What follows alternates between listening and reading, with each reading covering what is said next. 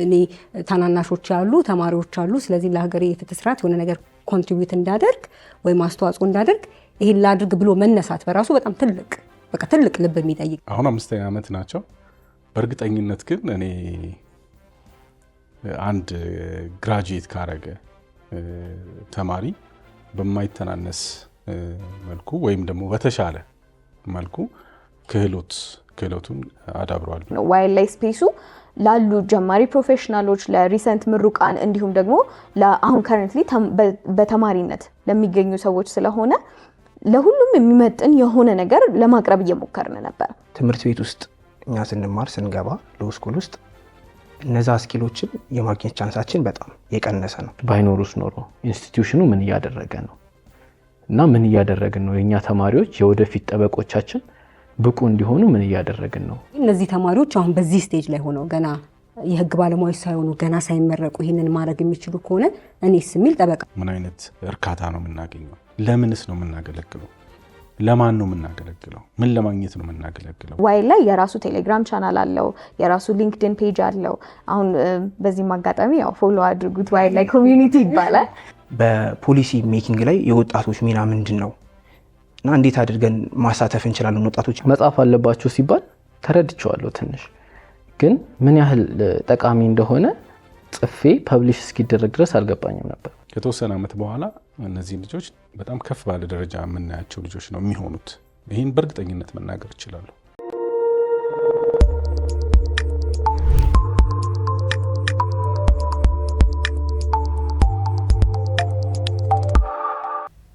ሰላም ጤና ይስጥልን። የተወደዳችሁ የፍትህ ለሀገሬ ፕሮግራም ተከታታዮች፣ ፍትህ ለሀገሬ የተሰኘው ሳምንታዊ ፕሮግራማችን እነሆ ጀምሯል። አዘጋጅቼ የማቀርብላችሁ እኔ ሊያ ተረፈ ነኝ። ዛሬ በፍትህ ለሀገሬ ውይይት የምናደርግበት ርዕሰ ጉዳይ በመታሰቢያ ያሉ ግሩፕ የጥብቅና ድርጅት ወይም ኤምኤልጂ የኤልኤልፒ የተቋቋመ የወጣት የህግ ባለሙያዎች ኢኒሼቲቭ ፕሮግራምን አስመልክቶ ስለ ፕሮግራሙ ምንነት፣ እየሰሩ ስላለው ስራና ስለ እቅዳቸው የምናወራ ይሆናል። በዚህ ጉዳይ ላይ ውይይት ለማድረግ የኤምኤልጂ የጥብቅና ድርጅት የማኔጂንግ ፓርትነር የሆኑትና የፕሮግራሙ ደግሞ በላይ ጠባቂ የሆኑት አቶ መታሰቢያ ኃይሉ እንዲሁም ወይዘሪት ዳናት ፈለቀ፣ አቶ ኃይለ ሚካኤል ስማቸውና አቶ ይስሐቅ ባራኪ የተባሉ የቦርድ አባላትን እንግዳ አድርጌ ጋብዤላችኋለሁ። እነዚህ የቦርድ አባላት የህግ ተማሪዎችም ጭምር ናቸው። በጣም አመሰግናለሁ እንግዳ ሆናችሁ ስለመጣችሁ ሁላችሁን። እሺ፣ የውይይት የምናደርገው ዛሬ እንግዲህ ስለ የወጣት የህግ ባለሙያዎች ኢኒሼቲቭ ፕሮግራም ነው እና ምንድነው የሚሰራው ወደሚለው እንገባለን። ግን እንዴት ተጀመረ ይሄ ፕሮግራም? ምንድነው ዓላማው ከሚለው እንጂ። እሺ፣ አመሰግናለሁ ሊያ። እዚህም ስለጋበዝሽን በጣም እናመሰግናለን። እንግዲህ የዚህ በእንግሊዝኛው የያንግ ሎየርስ ኢኒሼቲቭ ወይም የወጣት የህግ ባለሙያዎች ኢኒሼቲቭ በዋናነት የተመሰረተው ልክ የሎ ፈርሙን የዛሬ 2 ዓመት ስንመሰርት ከዛ ከሎ ፈርሙ ከሚሰራቸው ዋና የህግ የጥብቅና ድርጅቱ ማለት ነው ከሚሰራቸው ዋና መደበኛ ስራ በተጨማሪ ለህብረተሰብ ኮንትሪቢዩት ለማድረግ ሁሉም የጥብቅና ድርጅት የራሱ መንገድ ይኖረዋል። የኛ የጥብቅና ድርጅት ደግሞ በዋናነት በወጣት የህግ ባለሙያዎች ላይ ስራ ለመስራት በማሰብ መጀመሪያ ጥናት ነው ያደረግነው። ስለዚህ በዚህ ባደረግነው ጥናት መሰረት በወጣት የህግ ባለሙያዎች ላይ በተለይ የህግ ባለሙያ ለመሆን የሚፈልጉ ተማሪዎች፣ የህግ ተማሪዎች እንደዚሁም እነዚህ የህግ ተማሪዎች ደግሞ ከተመረቁ በኋላ ስራ ከመያዛቸው በፊት ያሉ ችግሮች፣ እንደዚሁም ስራ ደግሞ ከያዙ በኋላ ባሉት የመጀመሪያ ጊዜያቶች ውስጥ ያሉ ችግሮችን በጥናት ለይተናል። ከዛ በኋላ በዚህ መሰረት እነዚህን ሶስቱ ላይ በዋናነት በማተኮር እነዛን ችግሮች መቅረፍ የሚቻልባቸው መንገዶች አጥንተን የዚህ የወጣት የህግ ባለሙያዎች ኢኒሼቲቭ ወይም ያንግ ሎየርስ ኢኒሼቲቭ ተብሎ የሚጠራውን ኢኒሼቲቭ አስተዋውቀን ጀምረናል ማለት ነው። ይህንን ስናደርግ እንግዲህ ጥብቅና ድርጅቱ በመሰረታዊነት ከሚሰራው የህግ ስራ በተጨማሪ ይሄኛው የአስተዋጽኦ ስራ ነው ማለት ነው። ስለዚህ ከዋናው ከዋናው የጥብቅና ስራ ወይም የህግ ማማከር ስራ በተጨማሪ እንደ ጥብቅና ድርጅቱ ለህብረተሰብ የሚያደርገው አስተዋጽኦ አድርገን ልንወስደው እንችላለን ማለት ነው። ብዙ ጊዜ እንደሚታወቀው ማንኛውም የጥብቅና ድርጅት አብዛኛው በሀገራችን ያለውን ስንመለከት ከልምድ የምናየው ነገር የጥብቅና ድርጅትም ሆነ ግለሰብ ጠበቃ የራሱ የሚመጡላቸው ክሊያንቶች ከማስተናገድ ኬዞችን ከመስራት እና እንደው አለፈ እንኳን ከተባለ ሊሰጥ የሚችለው የዚህ የነፃ አገልግሎት ወይም የፕሮቦኖ ሰርቪስ የምንለው እሱም ደግሞ ግዴታ ስላለብን ነው። አብዛኞቻችን ሌሎቹን ጠበቆች መወከል ባልችልም በአብዛኛው የምናየው ፕራክቲስ የሚያሳየን ያን ስለሆነ ማለት ነው። ስለዚህ እንደዚህ አይነት ፕሮግራም ቀርጾ የመታሰቢያ ሎ ግሩፕ ወይም ደግሞ የኤልኤልፒው ወይም የጥብቅና ድርጅቱ ተማሪዎች የህግ ባለሙያ መሆን የሚፈልጉ የህግ ተማሪዎች ላይ የሚሰራውን ስራ መጀመሩ በራሱ ለሌሎችን በጣም በርካታ ሊያስተላልፈው የሚችለው በጣም ብዙ መልእክት አለ ብዬ አስባለሁ። እንዴት ነው የሚሰራው የሚለውን ስንመለከት በኋላ ወደ ዝርዝር እንመጣለን። ግን ይህንን ፕሮግራም ስለጀመራችሁ ግን በዚህ ፕሮግራም ስም እና በራሴ በጣም እናመሰግናለን ማለት እፈልጋለሁ። በጣም ትልቅ ነገር ስለሆነ ተማሪዎቹም በኋላ የሚናገሩት ነገር ይኖራል ብዬ አስባለሁ። ምንድን ነው አላማው? ይሄ ኢኒሽቲቭ ሲጀምር ምንድን ነው ማለት ይሄ ነው ታርጌታችን ወይም ደግሞ ግባችን ይሄ ነው ማሳካት የምንፈልገው አላማ ምንድን ነው ብላችሁ ነው የተነሳው? እንግዲህ ምንድን ነው የህግ ተማሪ ዋና አላማው ህግ ተምሮ ከዛ ወደ ስራ መግባት ነው። ይሄ እንግዲህ መደበኛው አካሄድ ነው፣ መደበኛው መንገድ ነው ማለት ነው። ግን እኛ በጥናት የለየናቸው ነገሮች ምንድን ነው? አንድ የህግ ተማሪ ዩኒቨርሲቲ ውስጥ በሚያደርገው ትምህርት ብቻ እኛ አሁን ከወጣን በርከት ያለ ጊዜ ሆኖናል።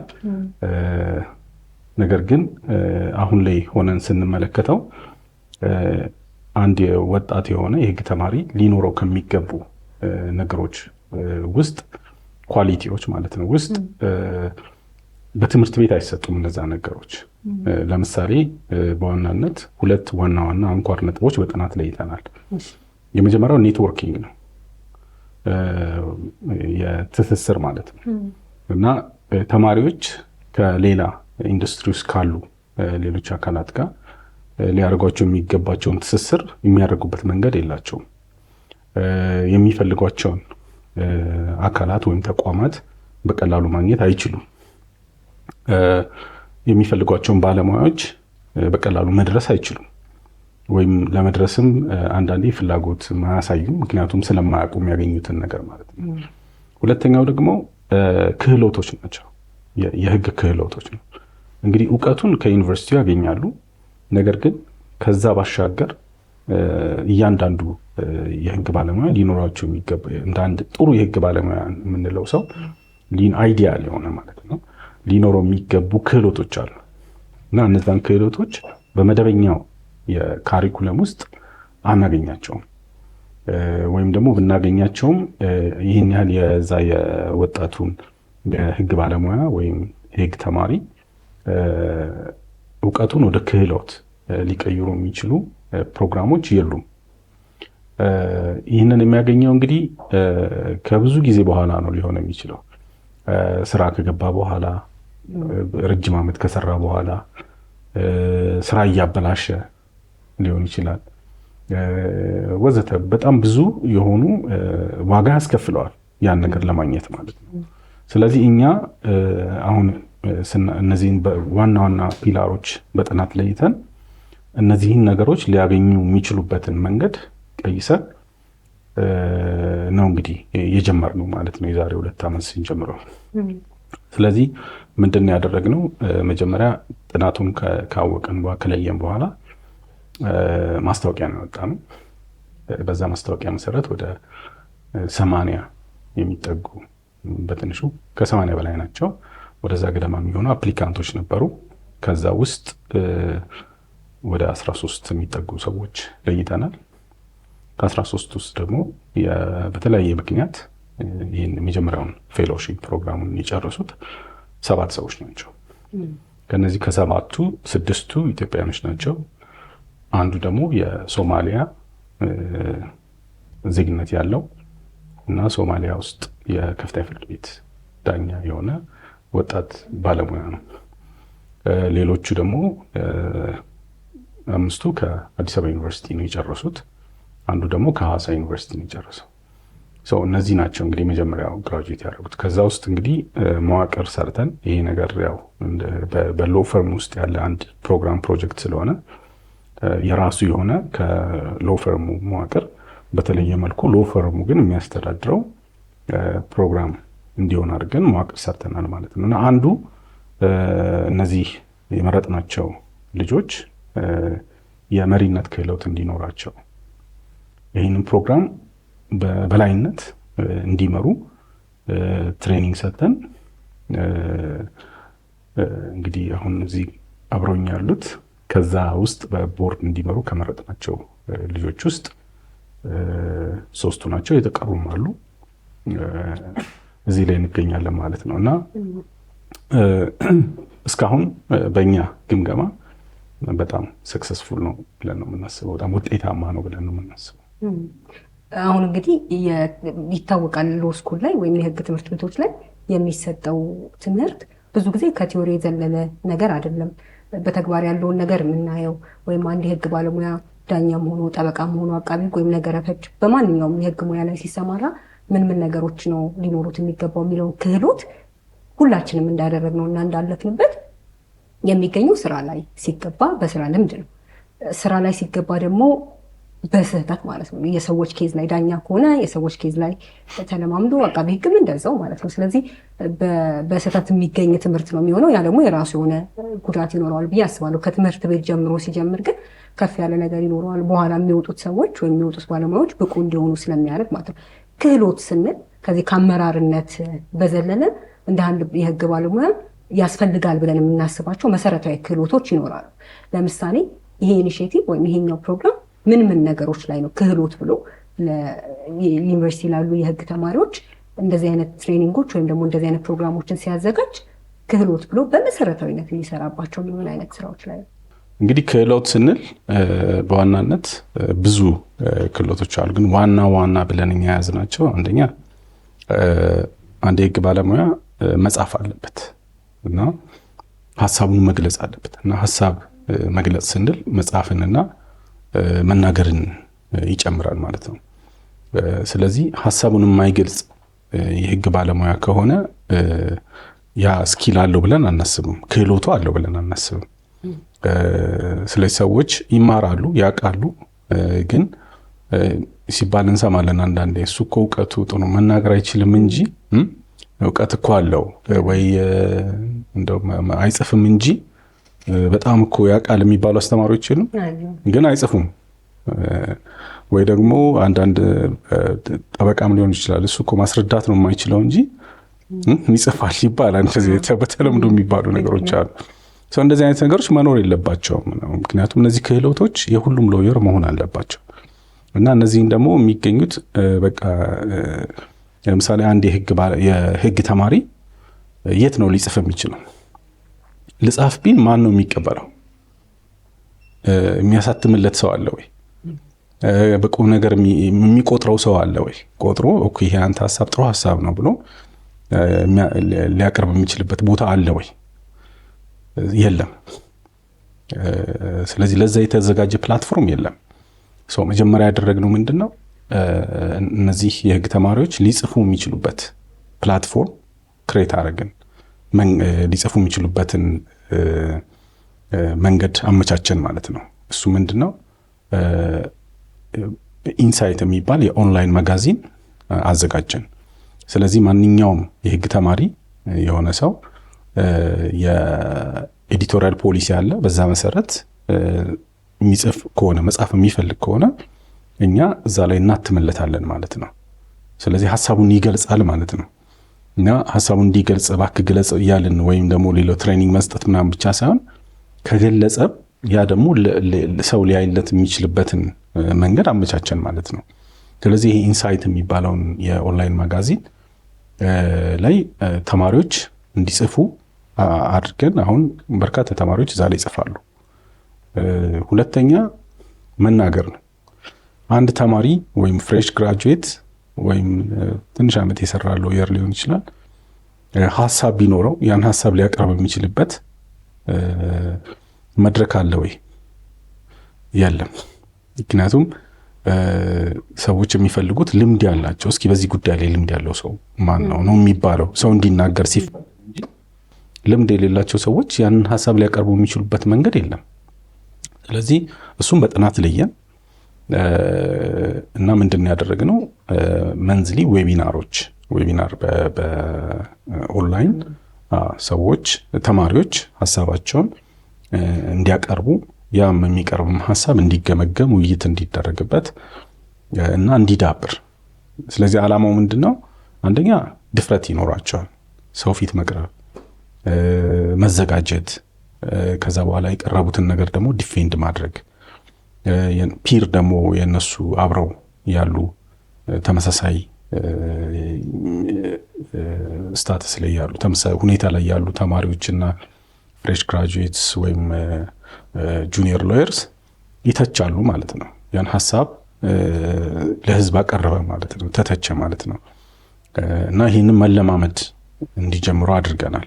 ስለዚህ ባለፉት ጊዜያቶች ውስጥ አንዱ የዘረጋነው መድረክ ይሄ ነው እና በዚህም ብዙ ሀሳቦች ቀርበዋል፣ አሁንም እየቀረቡ ነው እና ከነዚህ ደግሞ በተጨማሪ ሲኒየር የሆኑ ባለሙያዎችን ረጅም ዓመት የሰሩ የህግ ባለሙያዎች ሀሳባቸውን እንዲያቀርቡላቸው እነሱ የገጠማቸውን ፈተና እንዲናገሩ፣ ይሄ ደግሞ ገጽ ለገጽ ፕሮግራሞችን ነው የምናመቻቸው ማለት ነው። ስለዚህ ምንድነው መድረኩን ነው የምናመቻቸው ያንን እነዛን በከፍተኛ ደረጃ ላይ ያሉ ወይም ብዙ ሰው እንደው ይቀርብልን እገሌ ቢያወራልን የሚሏቸውን ሰዎች እንጋብዝና እነዛ ሰዎች በተለያየ ቶፒክ ላይ ርዕስ ላይ ሀሳባቸውን ያቀርባሉ፣ ምክር ይሰጣሉ እና እንዳይፈሩ ጎበዝ እንዲሆኑ ለሀገራቸው ለህብረተሰባቸው ብቁ ዜጋ ሆነው ማገልገል እንዲችሉ ከነዛ ፈተናዎች እነዚህ ሲኒየር የሆኑ የህግ ባለሙያዎች ካለፉባቸው ፈተናዎች ተመስርተው እነሱም እንዲበረቱ እናደርጋለን ማለት ነው። እነዚህ ሶፍት ስኪልስ ናቸው እና በትምህርት ቤት አያገኟቸው። እነዚህን ሁሉ መድረኮች ይህን ፕሮግራም ከጀመርንበት ጊዜ ጀምሮ በጣም ሰክሰስፉሊ በጣም በጥሩ መንገድ እስካሁን ድረስ መጥተናል። ከዚህ በኋላ ደግሞ በተሻለ መንገድ ለመሄድ እቅድ ይዘናል።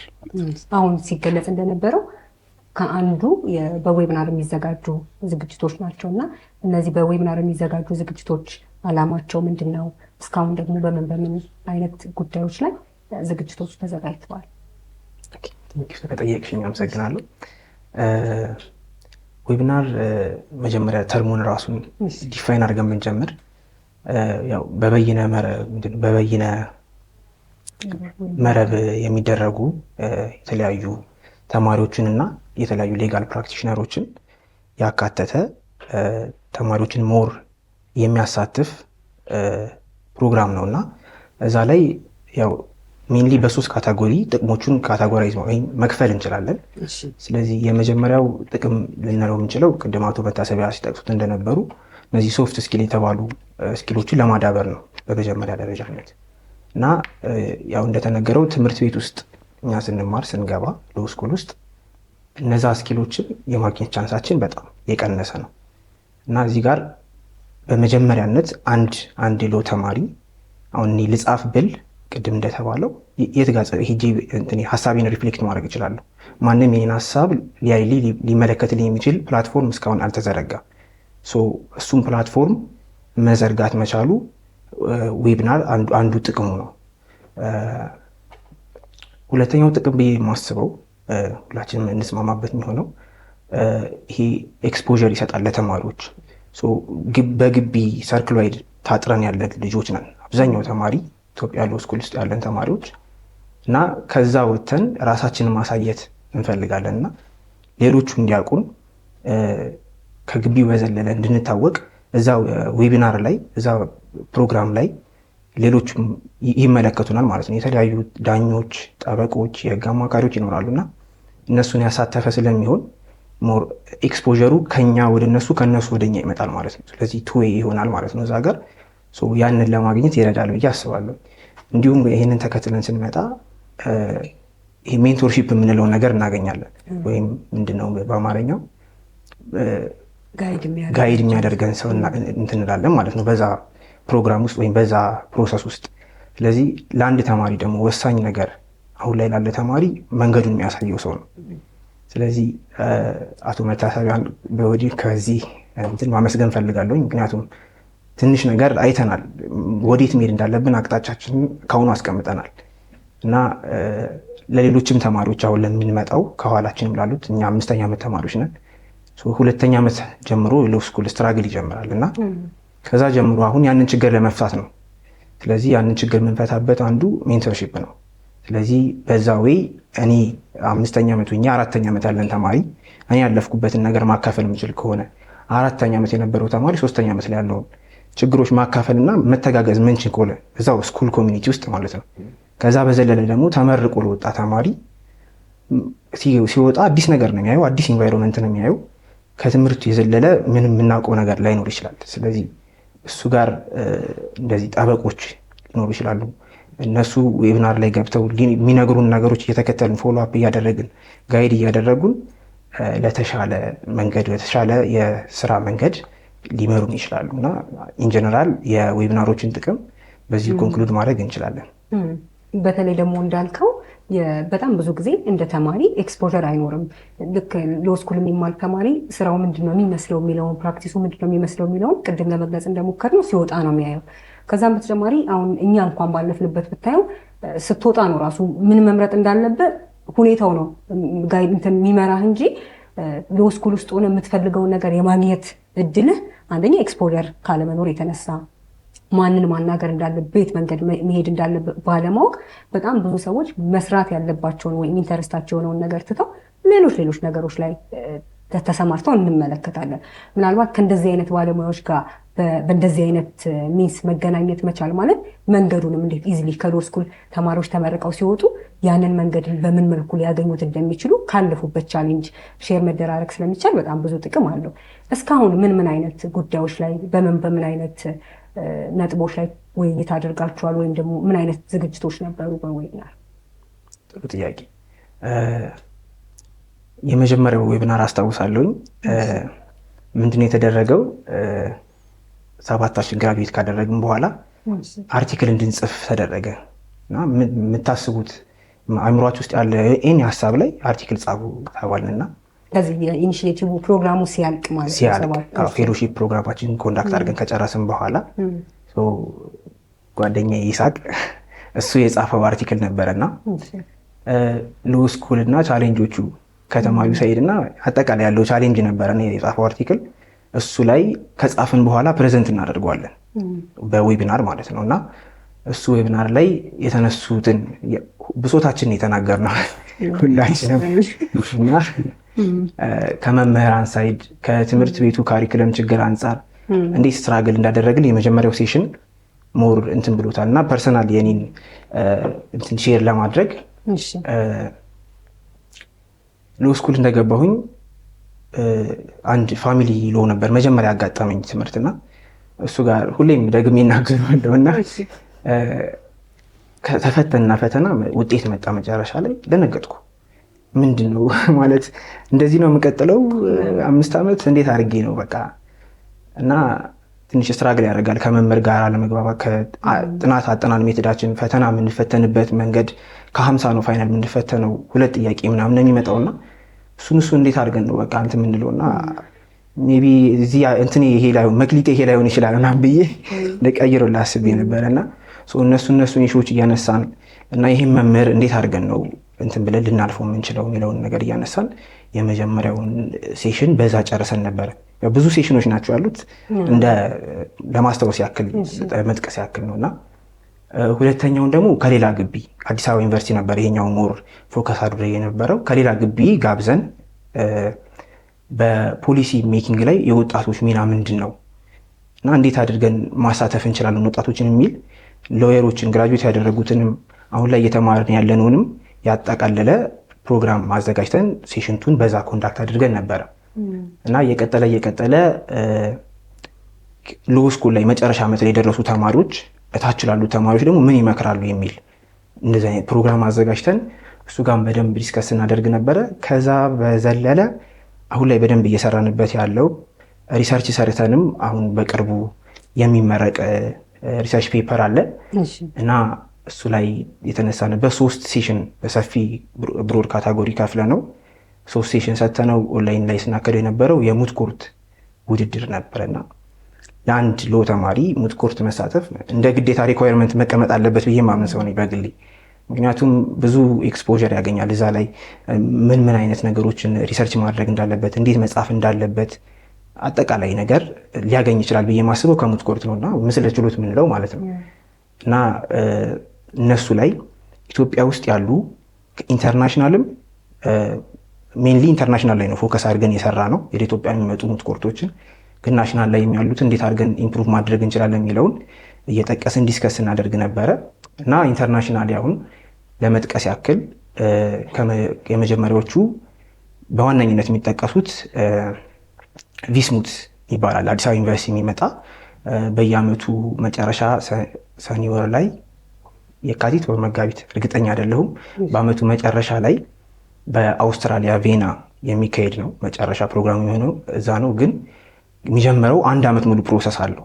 በዛ ውስጥ ተማሪዎች እንዲጽፉ ኦራሊ ደግሞ ፕሊድ እንዲያደርጉ ይጋበዛሉ እና እነሱ ፕሮግራሞች አሉ። በተጨማሪ የጂያን ፒክቴት የምንለው አለ። እንደየሀገራቱ ይለያያል። ዩሮፕ ውስጥ ነው የሚካሄደው ሜንሊ፣ በየአመቱ የሚዘጋጅበት ሀገር ይለያያል። እነሱ ሙት ኮርቶችን እያነሳን ዲስከስ እያደረግን ነበር። እነሱ ላይ በ3 ስቴጅ ነው የከፈልነው። ፕሪሙት፣ ዱሪንግ ደሙት እና አፍተር ሙት ምን አይነት ስኪል ይጠበቃል ከተማሪዎች። የጋበዝናቸው እንግዶች ከዛ በፊት ሙት ኮርቱ ላይ ተሳተፉ ያሸነፉና አሰልጣኝ የነበሩ ሰዎችን ነው እየጋበዝን ተማሪዎች እንዴት ለቀጣይ ከዛ ተምረው አሻሽለው መግባት አለባቸው። ኢንተርናሽናሊ ደግሞ ሀገር ነው የምናስጠራው እዛ ሂደን።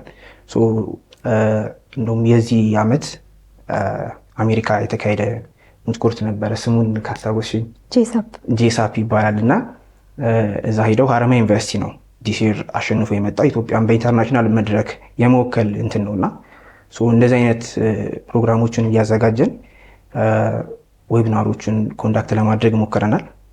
ሜንሊ እነዚህ ላይ ፎከስ ያደርጋሉ ዌቢናሮቹ። በተለይ ደግሞ በጣም ትልቅ እድል ነው ታስቀኑኝ እነሱ ለምን መሰላችሁ? አሁን ለምሳሌ ሎ ስኩል ሆነን እንደዚህ አይነት እድል አግኝተን ቢሆን ኖሮ ብዬ እያሰብኩኝ ወደኋላ ማለት ነው። ምክንያቱም የሎ ስኩል ላይ የምንማረው ነገር ቲዮሪ ስለሆነ፣ በተለይ ደግሞ ልክ አሁን አንተ የፋሚሊ ሎ ኮርሱ ላይ እንዳጋጠማችሁ አይነት ግራ እስከሚገባ ድረስ ያለ ነገር እኛ ደሁል አመቱን በሙሉ እንደዛ ሎ ስኩል እስከሚያልቅ ድረስ እስክትወጡ የሚጨንቃችሁ አይነት ድረስ ማለት የምትማሩት ነገር ወጥቼ ምንድነው የምሰራበት የሚለው መሀል ላይ ብዥ እስከሚልባችሁ ትርጉም እስከሚያጣ ድረስ ትምህርቱ ቻሌንጅ ያደርጋል። ይሄ ኢንጆይ ከማድረግና አዲስ ነገር እያወቅኩ ነው ወጥቼ ህግ ባለሙያ ሆናለሁ፣ ዳኛ ሆናለሁ፣ ጠበቃ ሆናለሁ፣ አቃቢ ሆናለሁ እንድትል ከሚያደርግ ይልቅ በመሀል ያለው ቻሌንጅ ለምን ሎ ስኩል ገባው እንድትል የሚያደርግ ይሆናል። ልክ እንደዚህ በእንደዚህ አይነት መንገዶች ያለፉ ሰዎችን የማግኘት እድል ሲኖር ግን ሁሉም ሰው ያለፈበት እንደሆነ እንዴት ደግሞ በቀላሉ ማለፍ እንደሚቻል ይህን ስታልፊ ደግሞ ምን ጋር መድረስ እንደምትችይም ደግሞ ማሳያ ስለሚሆኑ በጣም ትልቅ እድል ነው። በጣም ትልቅ ነገር ነው ያመቻቻችሁት። እናንተም እድለኞች ናችሁ። ለምን እናንተ ደግሞ ተመረቃችሁ ስትወጡና የህግ ባለሙያ ስትሆኑ የጥቅሙ ተጋሪ ስለሆናችሁ እናንተ ደግሞ ለታናናሾቻችሁ ትተርፋላችሁ ማለት ነው። ስለዚህ በጣም ጥሩ ነገር ነው። በጣም ደስ የሚል ነገር ነው። የሚሰሙን የህግ ባለሙያዎችም ከዚህ በጣም ብዙ ይማራሉ ብዬ አስባለሁ። 7 መሆናችሁ 7,000 መሆኑ ምናምን ሳይሆን እነዚህ ሰዎች ደግሞ በስራቸው የሚያመጡት አሁን እንደ ህግ ተማሪ ሳይሆን እየሰማችሁ ያለሁት እኔ እንደ ህግ ባለሙያ ነው። ምክንያቱም ስትወጡ ምን አይነት ስራ ላይ ልትሳተፉ እንደምትችሉ ምን ልታደርጉ እንደምትችሉ መገመት በጣም ቀላል ስለሆነ ማለት ነው። የተለያዩ ሴሚናሮች ላይ ተሳትፋችኋል ብዬ አስባለሁ። እንደ ግልም እንደዚህም ደግሞ በኢኒሼቲቭ ደረጃ ምን ጥቅም አገኛችሁ? እሺ፣ የተለያዩ ሴሚናሮች እንዲሁም ደግሞ የተለያዩ መድረኮች ጋር የመጋለጥ እድሉ አጋጥሞን ነበረ። እኛ በዚህ ፌሎሺፕ ወይንም ደግሞ እነዚህ የወጣት የህግ ባለሙያ ኢኒሼቲቭን ከተቀላቀልን በኋላ አንድ የነበረን ነገር ምንድነው፣ ይሄ ፕላትፎርም እኛ እንድንጠቀምበት እኛ እንድናድግበት የተዘጋጀ እንደመሆኑ እኛ ደግሞ ማድረግና ማስረከብ የነበሩብን ደግሞ ነገሮች ነበሩ የሚጠበቁብን ማለት ነው። እና አንደኛው ያው ቅድም አቶ መታሰቢያ እንደገለጸው የጽሁፍ ጽሁፎች ይጠበቁብን ነበረ። እነዚህ ጽሁፎች በዚህ ተብሎ አልተገደቡም ነበረ። ግን እኛ በመረጥነው ህግ ነክ በሆነ ነገር ላይ በደንብ አንብበን ሪሰርች ሰርተን ግን ይሄ ፎርማሊቲ ወይንም ደግሞ የሚጠበቁባቸው ስታንዳርዶችን ሳናሟላ ሀሳባችንን አቅማችን በፈቀደው ልክ እንድንገልጽ አንድ የሚጠበቅብን ነገር ነበረ። ከዛም ባሻገር ደግሞ ቅድም ጓደኛዬ ኃይለ ሚካኤል እንደገለጸው እነዚህ ዌቢናሮች ላይ የተሳተፍን የጻፍንባቸውን ያነበብናቸውን ነገሮች ደግሞ አንድም ለተማሪዎች እንድናጋራ ነበረ። ከዚህም ባሻገር ደግሞ ሌላ የሚጠበቅብን ነገር ምን ነበረ? ይሄ እድል የዚህ የወጣት የህግ ባለሙያዎች ኢኒሺዬቲቭ አባል በመሆናችን ለተወሰኑ የህግ ባለሙያዎች ወይንም ደግሞ በሃይ ሌቭል ብቻ አክሰስ የሚሰጥባቸው ዌቢናሮች ነበሩ። አሁን ለምሳሌ አንድ ለመግለጽ ያክል የአሩሻ ኢኒሺዬቲቭ የሚባል ዌቢናር ነበር የተዘጋጀ። እዛ ዌቢናር ውስጥ የነበሩት ከመላው አፍሪካ የተሰባሰቡ ስፔሲፊክሊ ደግሞ በኢስት አፍሪካ ላይ ፎከስ ያደረገ የዳኝነት ምርጫ ላይ ቅስቀሳ ነበር እየተደረገ የነበረው። ይህ ዳኛው ደግሞ የሚመረጠው ለአፍሪካን ዩኒየን ላቋቋመው ለሂውማን ራይትስ ኮርት ነው። የትኛው ዳኛ ይሁን እንዲሁም ደግሞ ምን አይነት ዳኞች መመረጥ እንዳለባቸው እነዚህ ነገሮች ተነስተው በትልልቅ ሰዎች በትልልቅ የህግ ባለሙያዎች ረጅም ጊዜ ልምድ በነበራቸው ውይይት የተደረገበት መድረክ ነበር እና እዛ መድረክ ላይ እኛ ተገኝተን ማዳመጥ ብቻም አይደለም ለብዙ ነገር ነው የተጋለጥ ነው። ሲጀመር በዚህ ሌቭል እንደ አንድ አህጉር አፍሪካ በዚህ ሌቭል ተደራጅተን እንደዚህ አይነት የፍርድ ቤቶች እያቋቋምን እንደሆነ እንዲሁም ደግሞ ከተለያዩ እኛ ከምናውቃቸው እዚህ ከአጠገባችን ከጎረቤት ሀገሮች እንዲሁም ደግሞ ከኛም ሀገር እንደዚህ አይነት ቦታ ላይ የመሰየምና እንዲህ አይነት ለውጥ በአህጉር ደረጃ የማምጣት እድሉ እንዳለም ለመጀመሪያ ጊዜ ያየንበት ነበር እና እሱን ኮንፈረንስ መቼም ማረሰው ኦንላይን እኛ የታደምንበት ማለት ነው። ከዚህም ባሻገር ደግሞ ሌሎች እንደዚሁ በአህጉር ሌቭል በአገራዊ ሌቭል እንዲሁም ደግሞ በዚሁ አዲስ አበባ ውስጥ የተዘጋጁ የተለያዩ ዌቢናሮች ሴሚናሮችን ለመሳተፍ እድሉን አግኝተን ነበርና ለነዚህ ሁላ ስንጋለጥ እኔ በቃ በግሌ ተጠቅመናል ብዬ የማስበው ከተጋላጭነቱ ባሻገር ደግሞ ላሉት ትክክለኛ እድሎች ትንሽ እይታችን ሰፋ አለ፣ አእምሯችን ሰፋ አለ። ምክንያቱም እኛ የምናውቀው ሀገራችን ውስጥ ያለው የጠበቃ ኢሜጅ አለ ለሰው ያው ለፍትህ መሟገት ያለ ነገር ሆኖ ማለት ነው። እሱ እንደተጠበቀ ሆኖ ግን ከዛም ባሻገር ደግሞ በተለያዩ እርከኖች በተለያዩ ቦታዎች ውስጥ ጠበቆች ቦታ እንዳላቸው ለማየት ያገኘነው እድል ነው ብዬ አስባለሁ እና ይሄ ለኔ ካገኘናቸው የተለያዩ ጥቅሞች ባሻገር ይበልጥብኛል። ምክንያቱም አስተሳሰባችን ሰፋ ይላል፣ አመለካከታችን ሰፋ ይላል እና ይሄንን በጣም ተጠቅመናል ብዬ አስባለሁ። አሁን ካነሳሹ ላይ ያው ብዙ ጊዜ እንደው በፍርድ ቤቶች ላይ ይሻላል ይመስለኛል አይደል? አሁን ፌደራል ፍርድ ቤቶች አንዳንዴ በተወሰኑ ጉዳዮች ላይ ዳኞችን ወደ ተለያዩ ሀገሮች እየላኩ ኮንፈረንሶችን እንዲሳተፉ ያደርጋሉ፣ ኤክስፒሪየንስ ሼር አድርገው እንዲመጡ ያደርጋሉ። ስለዚህ ኤክስፖዠር እንዲኖራቸው ያደርጋሉ። የጥብቅና ስራን ግን ስትመለከቱ ብዙ ጊዜ በቃ እዚሁ የታጠረ ነው። አንዳንዴ የኢትዮጵያ ጠበቃ ውጭ ሀገር ካሉ ጠበቆች ጋር መስራት የሚችል እስከማይመስል ድረስ በቃ ስለ ሀገራችን ህጎችና ሀገራችን ላይ ስላለው ሁኔታና ስለ ሀገራችን የፍትህ ስርዓት ብቻ ግድ የሚሰጠው ጠበቃ ነው። በጣም ብዙ ጊዜ ይሄን በድፍረት ነው መናገር የምፈልገው፣ ምክንያቱም ለኛ የተከለከለ እስከሚመስል ማለት ነው። ውጪ ጋር ወጥተሽ ስታየው እንደ ጠበቃ አንዳንዴ በጥብቅና ማህበሩም ሊሆን ይችላል በግልም ጥረት እንደዚህ አይነት ነገሮች ላይ ኮንፈረንሶች ላይ ስትሳተፊ የምታየው ነገር ምንድነው? ለምንድነው ኢትዮጵያዊ ጠበቃ የሌለው? ለምንድነው እኛ እዚህ ጋር እና እድሉ ደግሞ ነበረና ግን የሚሳተፍ ሰው የለም፣ አፕላይ ያደረገ ሰው የለም ሲባል ትመለከቻለሽ። ኢቭን ሁሉ ነገር ተችሎ አሁን የወጪ የገንዘብ ምናምን ጉዳይ ብቻ ሳይሆን ኢንተረስት ራሱ የለም። ኢንተረስት እንዲኖርሽ የሚያደርገው ነገር ደግሞ መጀመሪያ ኤክስፖዠር ሲኖር ስታዩ ነው። ስለዚህ ምን ተሰማሽ አንቺ? አሁን እንግዲህ አሁን እንደ ሀገር ቅድም ሲባል እንደነበረው በዌብናሩ የሀገርሽን ጠበቆች ዳኞች የማግኘት እድሉ ሊኖርሽ ይችላል በዚህ ፕሮግራም። ግን እነዛን ስትመለከቺ ከዚህ ፍትህ ስርዓት ወጥቼ ከሌሎች ጋር ተቀላቅዬ ለሀገሬ ደግሞ ሌሎች ኤክስፒሪየንስን አምጥቼ የሚለውን ነገር ማየትሽ እንደተጠበቀ ሆኖ ግን ፐርሰናሊ ፊል ያደረግሽውን ነገር ማወቅ ስለፈለግኩኝ ነው። አንድ ሁለተኛ ይሄ የወጣት የህግ ባለሙያዎች ኢኒሺዬቲቭ እነዚህን ጉዳዮች በተመለከተስ ምን አስበዋል? አሁን እናንተ ላይ ይሄ ሆነ ከዛ ስለሌሎቹ ስለታናናሾቻችሁ ስለእናንተ ኩዮች ስለሌላ ህግ ባለሙያዎችስ ምን አሰቡ? እሺ የመጀመሪያው ላይ ያው እነዚህ ሴሚናሮችን ስንሳተፍ ወይንም ስካፈል እኔ በግሌ ምን የሚል አስተሳሰብ አለ ህግን የሚያጠና አንድ ሰው አሁን እኔም ህግን ስመርጥ ምንድነው በደንብ የተረዳሁት በማየት ማለት ነው ማንኛውም ህግ የህግ ተማሪ ማንኛውም ሀገር ውስጥ ያለ ማለት ነው የሀገሩን ህግ ብቻ ነው የሚያጠናው ይሄ ምንን ያደርጋል ምን አይነት አስተሳሰብን ያዳብራል ስንል ሀገራችን ውስጥ ብቻ ያለውን ነገር ነው ጥንቅቅ አድርገን የምናውቀው እና ስፊሩ እንደ በቃ ቀድም ያልሽው አገላለጽ ነው በቃ እንደታጠረን እንዲሰማን ያደርጋል ምክንያቱም የሀገራችንን ብቻ ህግ የሀገራችን ህግ ሀገራችን ውስጥ ነው አፕላይ የሚያደርገው የሚተገበረው ማለት ነው ስለዚህ ከዚህ ውጪ ምንም አላስብም ነበር በቃ ህግን ተምሬ በቃ ሀገሬ ውስጥ በቻልኩት ሌቭል አገለግላለሁ እንጂ ተለቅ ወዳለ መድረክ መሄድ የምፈልግ ከሆነ ወይ ሌላ ነገር መማር አለብኝ የሚለው አስተሳሰብ ነበር ግን ልክ እነዚህ ዌቢናሮች ላይ ስካፈል አንድ የተረዳሁት ነገር ምንድነው ህግ የአንድ ሀገር ከሌላው ሀገር ይለያይ እንጂ መሰረቱ አንድ አይነት ነው እና ለኔ ያንን በዛ ሌቭል ማየቴ በጣም ትልቅ ነገር ነበር ምክንያቱም ህግን እዚህም ተማርኩት የሌላ ሀገር ህግን እንኳን ባቅ መሰረቱ አንድ አይነት ነው በቃ ቤዚክ የሆነ ተመሳሳይነት ያላቸው ነገሮች ናቸውና እኔ እዚህ ስለ ኢትዮጵያ ስለ ሀገሬ ህጎች ባለኝ ዕውቀት ሌሎች ነገሮችን መስራት እንደምችል በእንደዛ አይነት ኢንተርናሽናል መድረክ ላይ እኔ ኦፈር ማድረግ የምችለው ማቅረብ የምችለው ነገር አለ ማለት ነው እና ያንን የመረዳት ስሜት ነበርና በጣም ደስ የሚል ነገር ነበር እንደ ኢኒሺዬቲቭስ ምን አሰባችሁ እንደ ኢኒሺዬቲቭ ምንድነው ዋይር ላይ ቅድም አቶ መታሰቢያ እንደገለጸው ኃይሌም ለመግለጽ እንደሞከረው እነዚህ መሰረታዊ ክህሎቶች ከማዳበር ባሻገር ደግሞ ቀስ እያለ በማስፋፋት ላይ ምክንያቱም አሁን እኛ የምንፈጥረውን መድረክ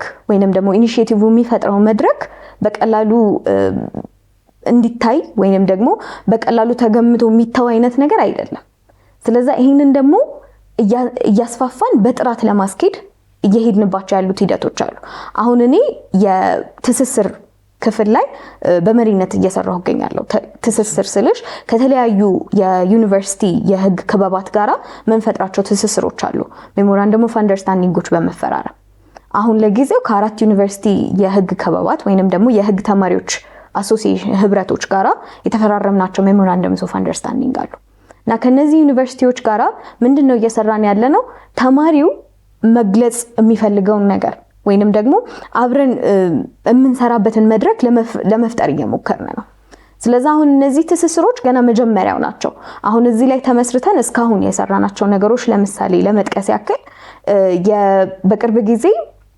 የተጠናቀቀ እንዲሁም ደግሞ በሚቀጥለው ዓመትም የሚቀጥል የሊጋል ኤሴ ኮምፒቲሽን ተዘጋጅቶ ነበር እነዚህ የኛ 5 እንትን ያለግናቸው የተሳሰርናቸው ክለቦች ወይም ፓርትነር የሆኑናቸው ክለቦች አንድ ላይ በመሆን ማለት ነው እና እሱን እንደ ዋይድ ላይም ትንሽ እንትን የማድረግ ፑሽ የማድረግ ነገርም ነበር ግን በዋነኝነት ምንድነው እኛ ደግሞ ሌላም እንትን ያልነው ነገር አሁን እነዚህ ክለቦች ጋር ፓርትነር እያደረግን ነው ፓርትነር ስናደርግ ጽሁፎቻቸውን ወደኛ አምጥተን ኦንላይን ላይ ኢንሳይት ላይ ቀድም እንደተባለው እንትን የማድረግ ነገር እንዲሁም ደግሞ አዲስ የመጡት ኮሆርት አለ አዲሱ ፌሎሺፕ ማለት ነው ከኛ ቀጣይ ባች እና ያንን ባች ከነዚህ ፓርትነር ከሆኑ ክለቦች ነው እንትን ያደረግነው ማለት ነው እንደዛ ያደረግን ምንድነው ዋናው ዓላማ እነዚህ ተማሪዎች የሚፈልጉትን መድረክ ወይንም ደግሞ የሚጠቀሙበትን መድረክ ማዘጋጀት ነው ስለዚህ አሁን ይሄንን ቀደም ደግሞ ኃይሌም ትንሽ የነካካው ነገር አለ የሙት ኮርት ተጋላጭነት ላይም ትንሽ የሰራነው ሪሰርች አለ እነዚህን ሁላ እንቅስቃሴዎች እያደረግን ዓላማችን ምንድነው የተለያዩ ክለቦች ውስጥ በመላው ኢትዮጵያ ውስጥ ያሉን የህግ ተማሪዎች እነዚህ መሰረታዊ የሚባሉ ክህሎቶች እንዲሁም ደግሞ ሐሳቦቻቸውን እነዚህ የሚያገኙአቸውን ወይንም ደግሞ የሚለማመዷቸውን ክህሎቶች የሚገልጹባቸውን መድረክ ማዘጋጀት ነው ከዛ ደግሞ ኢን ሪተርን እኛ ከነዛ ክለቦች ደግሞ አንድ ላይ በመስራት ተደራሽነቱን ማስፋፋት ነው እንደዚህ አይነት ፕላትፎርም ምክንያቱም ለሁሉም የህግ ተማሪ አስፈላጊ ነገር ስለሆነ ማለት ነው ምናልባት ዳናት ያለችው ላይ ለመጨመር ያክል ዲሲር እንዳጋጣሚ ሆኖ ከተፈራረምንባቸው ክለቦች ዩኒቨርሲቲ ውስጥ ያሉት 5 ክለቦች ውስጥ አዲስ አበባ ዩኒቨርሲቲ ውስጥ የፍትህ ክበብ የሚባል ክበብ አለና እዛ ውስጥ ፕሬዚደንት ነኝ የዚህ ዓመትና አቶ መታሰቢያን ስለ ኢሴ ኮምፒቲሽን ቅድም ስላወራ ነው 5ቱን ዩኒቨርሲቲዎች ስላቀፈው ኢሴ ኮምፒቲሽን መጀመሪያ ሀሳቡን ነገርናቸውና በጣም ወደው ነው የተቀበሉትና ኢቭን በሀሳብም በገንዘብም ስለደገፉን እዚህ ጋር ምስጋና ላቀርብ ወዳለሁ እንደ ጀስቲስ ክለብም እንደ ግቢ ተማሪዎች አሶሲዬሽን ምክንያቱም ሀሳባችን እንትን ለማለት ተማሪ የሆነ እንትን ይፈልጋል የሆነ የሚያበረታታው ነገር ይፈልጋልና ያንን ማበረታቻ ከማንም ማግኘት አንችልም ነበረ። ለዚህ ዓመትም የተደረገው ውድድር ለቀጣይ ዓመትም ለሚደረገው ውድድር እሳቸውን ማበረታቻውን ሙሉ ለሙሉ የቻሉልንና ከወዲሁ በተማሪዎቹ አሶሲዬሽን ስም ማመስገን ፈልጋለሁ ለማለት ነው።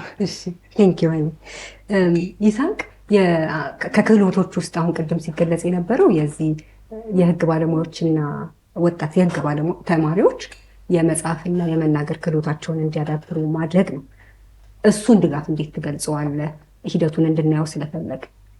አመሰግናለሁ ሊያ። ፕሮግራማችን በዋናነት ሁለቱን ክህሎቶች የመረጠበት ምክንያት አንድ ጠበቃ የትም ሀገር ያለ ኢትዮጵያ ብቻ ሳይሆን ማንም ጠበቃ ከክርክር ጋር ነው የሚያያዘው ስራው እና ክርክር ደግሞ በሁለት መንገድ ብቻ ነው ሊሆን የሚችለው፣ በጽሁፍና በመናገር ነው ክርክር ያለው። ሁለቱን ክህሎቶች የሌለው ጠበቃ ዋጋ የለውም ማለት ነው እና ለዚህ ምክንያት ነው የኛ ፕሮግራም እና መታሰቢያም መጀመሪያ ላይ ፎከስ ያደረጉት መጻፍና መናገር ላይ የሆነው ማለት ነው እና ይህንን የምናደርግባቸው ሁለት መንገዶች ናቸው ያሉት፣ ዌቢናሮችን በማዘጋጀት እና አርቲክሎችን በማጻፍ።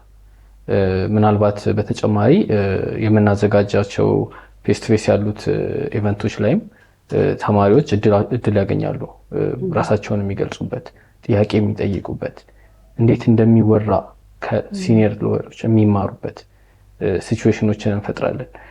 ዌቢናሮችን በምናዘጋጅበት ሰዓት ዋን ዌይ ብቻ ኢንፎርሜሽን የመናገር አይነት አይደለም። ፕሮግራሙ ከተዘጋጀ በኋላ ብዙ ጊዜ ፕሮግራሞቹ የሚዘጋጁት በኢምፖርታንት የሆኑ እነዚህን ሁለቱን ስኪሎች እና ሌሎችም ስኪሎችን የሚያስተካክሉበት የሚያሳድጉበት ፕሮግራሞች ነው የምናዘጋጀው። ከዛ ትምህርት በተረፈ እዛ ላይ ያላቸውን ሀሳብ የነሱን ኤክስፒሪየንስ የነሱን ተሞክሮ ሼር እንዲያደርጉ እድል እንሰጣለን ለሁሉም። ምናልባት እንዲሁም የሰው ልጅ በፊሊንግስ ነውና የሚመራው የፍርሃት አዝማሚያ እንኳን ስናይ ራሳችን እየገባን ጥያቄ እየጠየቅን እርስ በርስ እያበረታታን እንደ መታሰቢያ የሚጠቀማት ቃል አለች፣ እንደ ጥሩ አጎት ሆነን እንረዳለን ማለት ነው።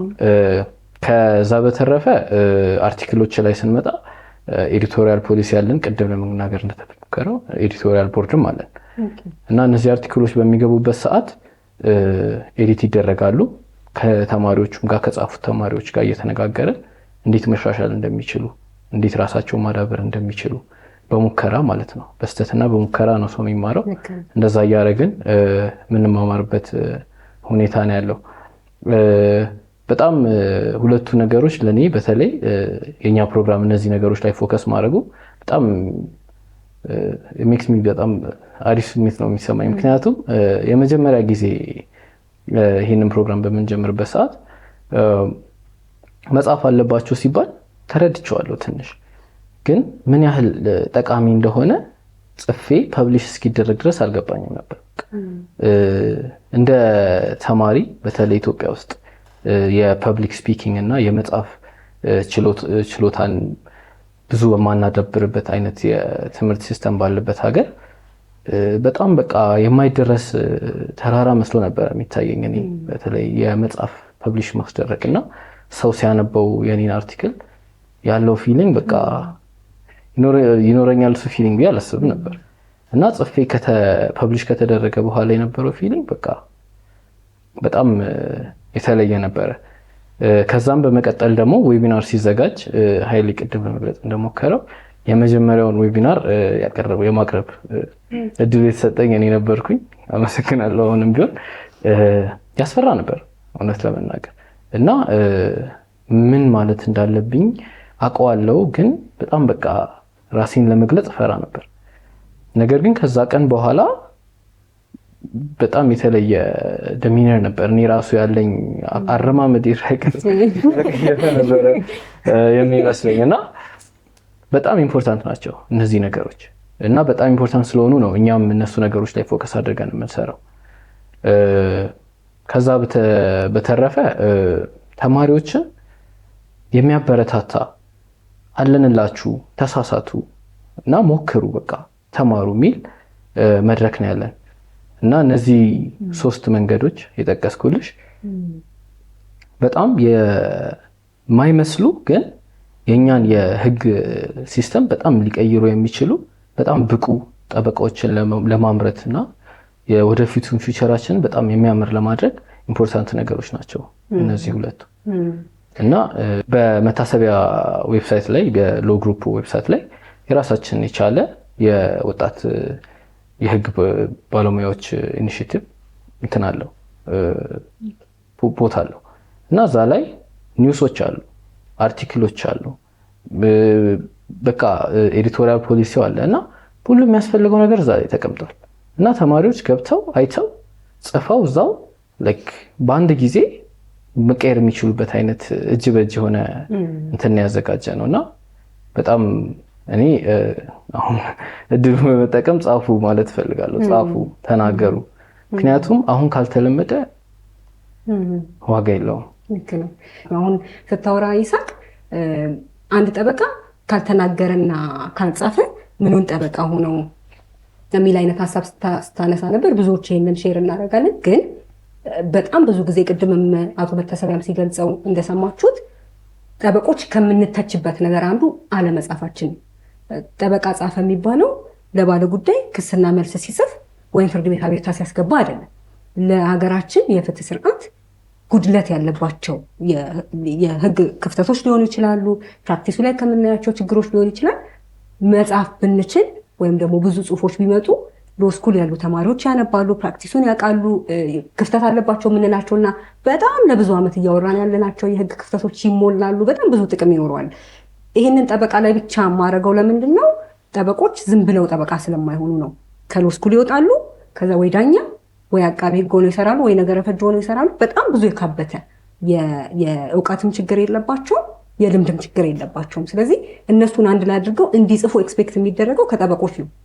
ለጠበቆች ነው ትምህርት እያስተማራችሁ ያላችሁት ለማለት ፈልጌ ነው። አሁን አርቲክል ፐብሊሽ ተደርጎ ይሄ ተሰምቶኝ ስትል ኦኬ፣ እነዚህ ተማሪዎች አሁን በዚህ ስቴጅ ላይ ሆነው ገና የህግ ባለሙያዎች ሳይሆኑ ገና ሳይመረቁ ይህንን ማድረግ የሚችሉ ከሆነ እኔስ የሚል ጠበቃም ስለምትፈጥሩ ማለት ነው። ከዛ ደግሞ ቅድም እንዳላችሁት ደግሞ ለእንደዚህ አይነት ባለሙያዎችን የማግኘት እድል መመቻቸቱ በራሱ ጠበቃ ምንድን ነው መሆን ያለበት የሚለውን ከወዲሁ ስለምታውቁ ስትወጡ ሀገሪቷ የምትፈልገው አይነት ጠበቃ፣ ሀገሪቷ የምትፈልገው አይነት የህግ ባለሙያ ትሆናላችሁ። እና ጠበቃ መሆን ነው የምትፈልገው አንተ? አዎ። እሺ፣ ምክንያቱ ምንድን ነው ጠበቃ ለመሆን? ጠበቃ መሆን ያሰብኩት መጀመሪያ ግቢ ከገባሁኝ በኋላ መምረጥ በጣም ከባድ ነበር እና በጣም ብዙ አማራጮች አሉ። ሁሉም ደግሞ በሆነ ደረጃ ኢንትረስቲንግ ነበሩ እና ሳስበው ጠበቃ መሆን የእጅ ርዝመት በጣም ይጨምራል ነው። በቃ ሁሉም ላይ መግባት እችላለሁ እና እሱን ካሰብኩኝ በኋላ በቃ I was determined ጠበቃ ነው መሆነው ብዬ ወሰንኩኝ። አገራችን ላይ ያሉ ሎ ስኩሎች ጋር ካሉ ተማሪዎች ጋር ያላችሁ ግንኙነት እንዴት ያለ? ወይም ደግሞ ይሄንን ኢኒሼቲቭ እንዲያውቁት እና እንዲቀላቀሏችሁ እናንተ ያገኛችሁት አይነት ጥቅም እንዲያገኙ ለማድረግ ምንድን ነው እየሄዳችሁበት ያለው መንገድ? እሺ፣ ያው ቅድም ለመጥቀስ እንደሞከርኩት ከ5 ዩኒቨርሲቲዎች ጋር መግባቢያ ሰነድ ተፈራርመናል እና ይሄ የመጀመሪያው ደረጃ ነበረ። ምክንያቱም መጀመሪያ ላይ እነዚህን ክበባት የመግባቢያ ሰነድ እንፈራረም የሚለውን ጥያቄ ለማቅረብ ራሱ በዋነኝነት ለማድረግ የሞከርነው ይሄንን ፕላትፎርም በደንብ ተደራሽ ሊያደርጉልን የሚችሉ ብለን ያሰብናቸው ነው። ይሄንን ማለት ደግሞ ምን ማለት ነው? አሁን የምናውቀው ያው ማንኛውም ሰው እጁ ላይ ቅርብ የሆነው ምንድን ነው? ሶሻል ሚዲያ ነው፣ በስልኩ ማለት ነው። ስለዚህ አሁን እነዚህን ክበባት መጀመሪያ ላይ አፕሮች ለማድረግ እንደ ትስስር ወይንም ደግሞ በዋይል ላይ በኩል ይሄንን ጥያቄ ለማቅረብ መጀመሪያ ያደረግነው ስራ ምን ነበረ? እስቲ ከነዚህ ከመላው ሀገራችን በተለያዩ የሀገራችን ክፍል ካሉ ዩኒቨርሲቲዎች እስቲ እንደዚህ ተንቀሳቃሽ የሆነ በሶሻል ሚዲያ በደንብ ተደራሽነት ተከታይነት ያላቸው ምን ይመስላል እስቲ ለማየት ነው የሞከርነው።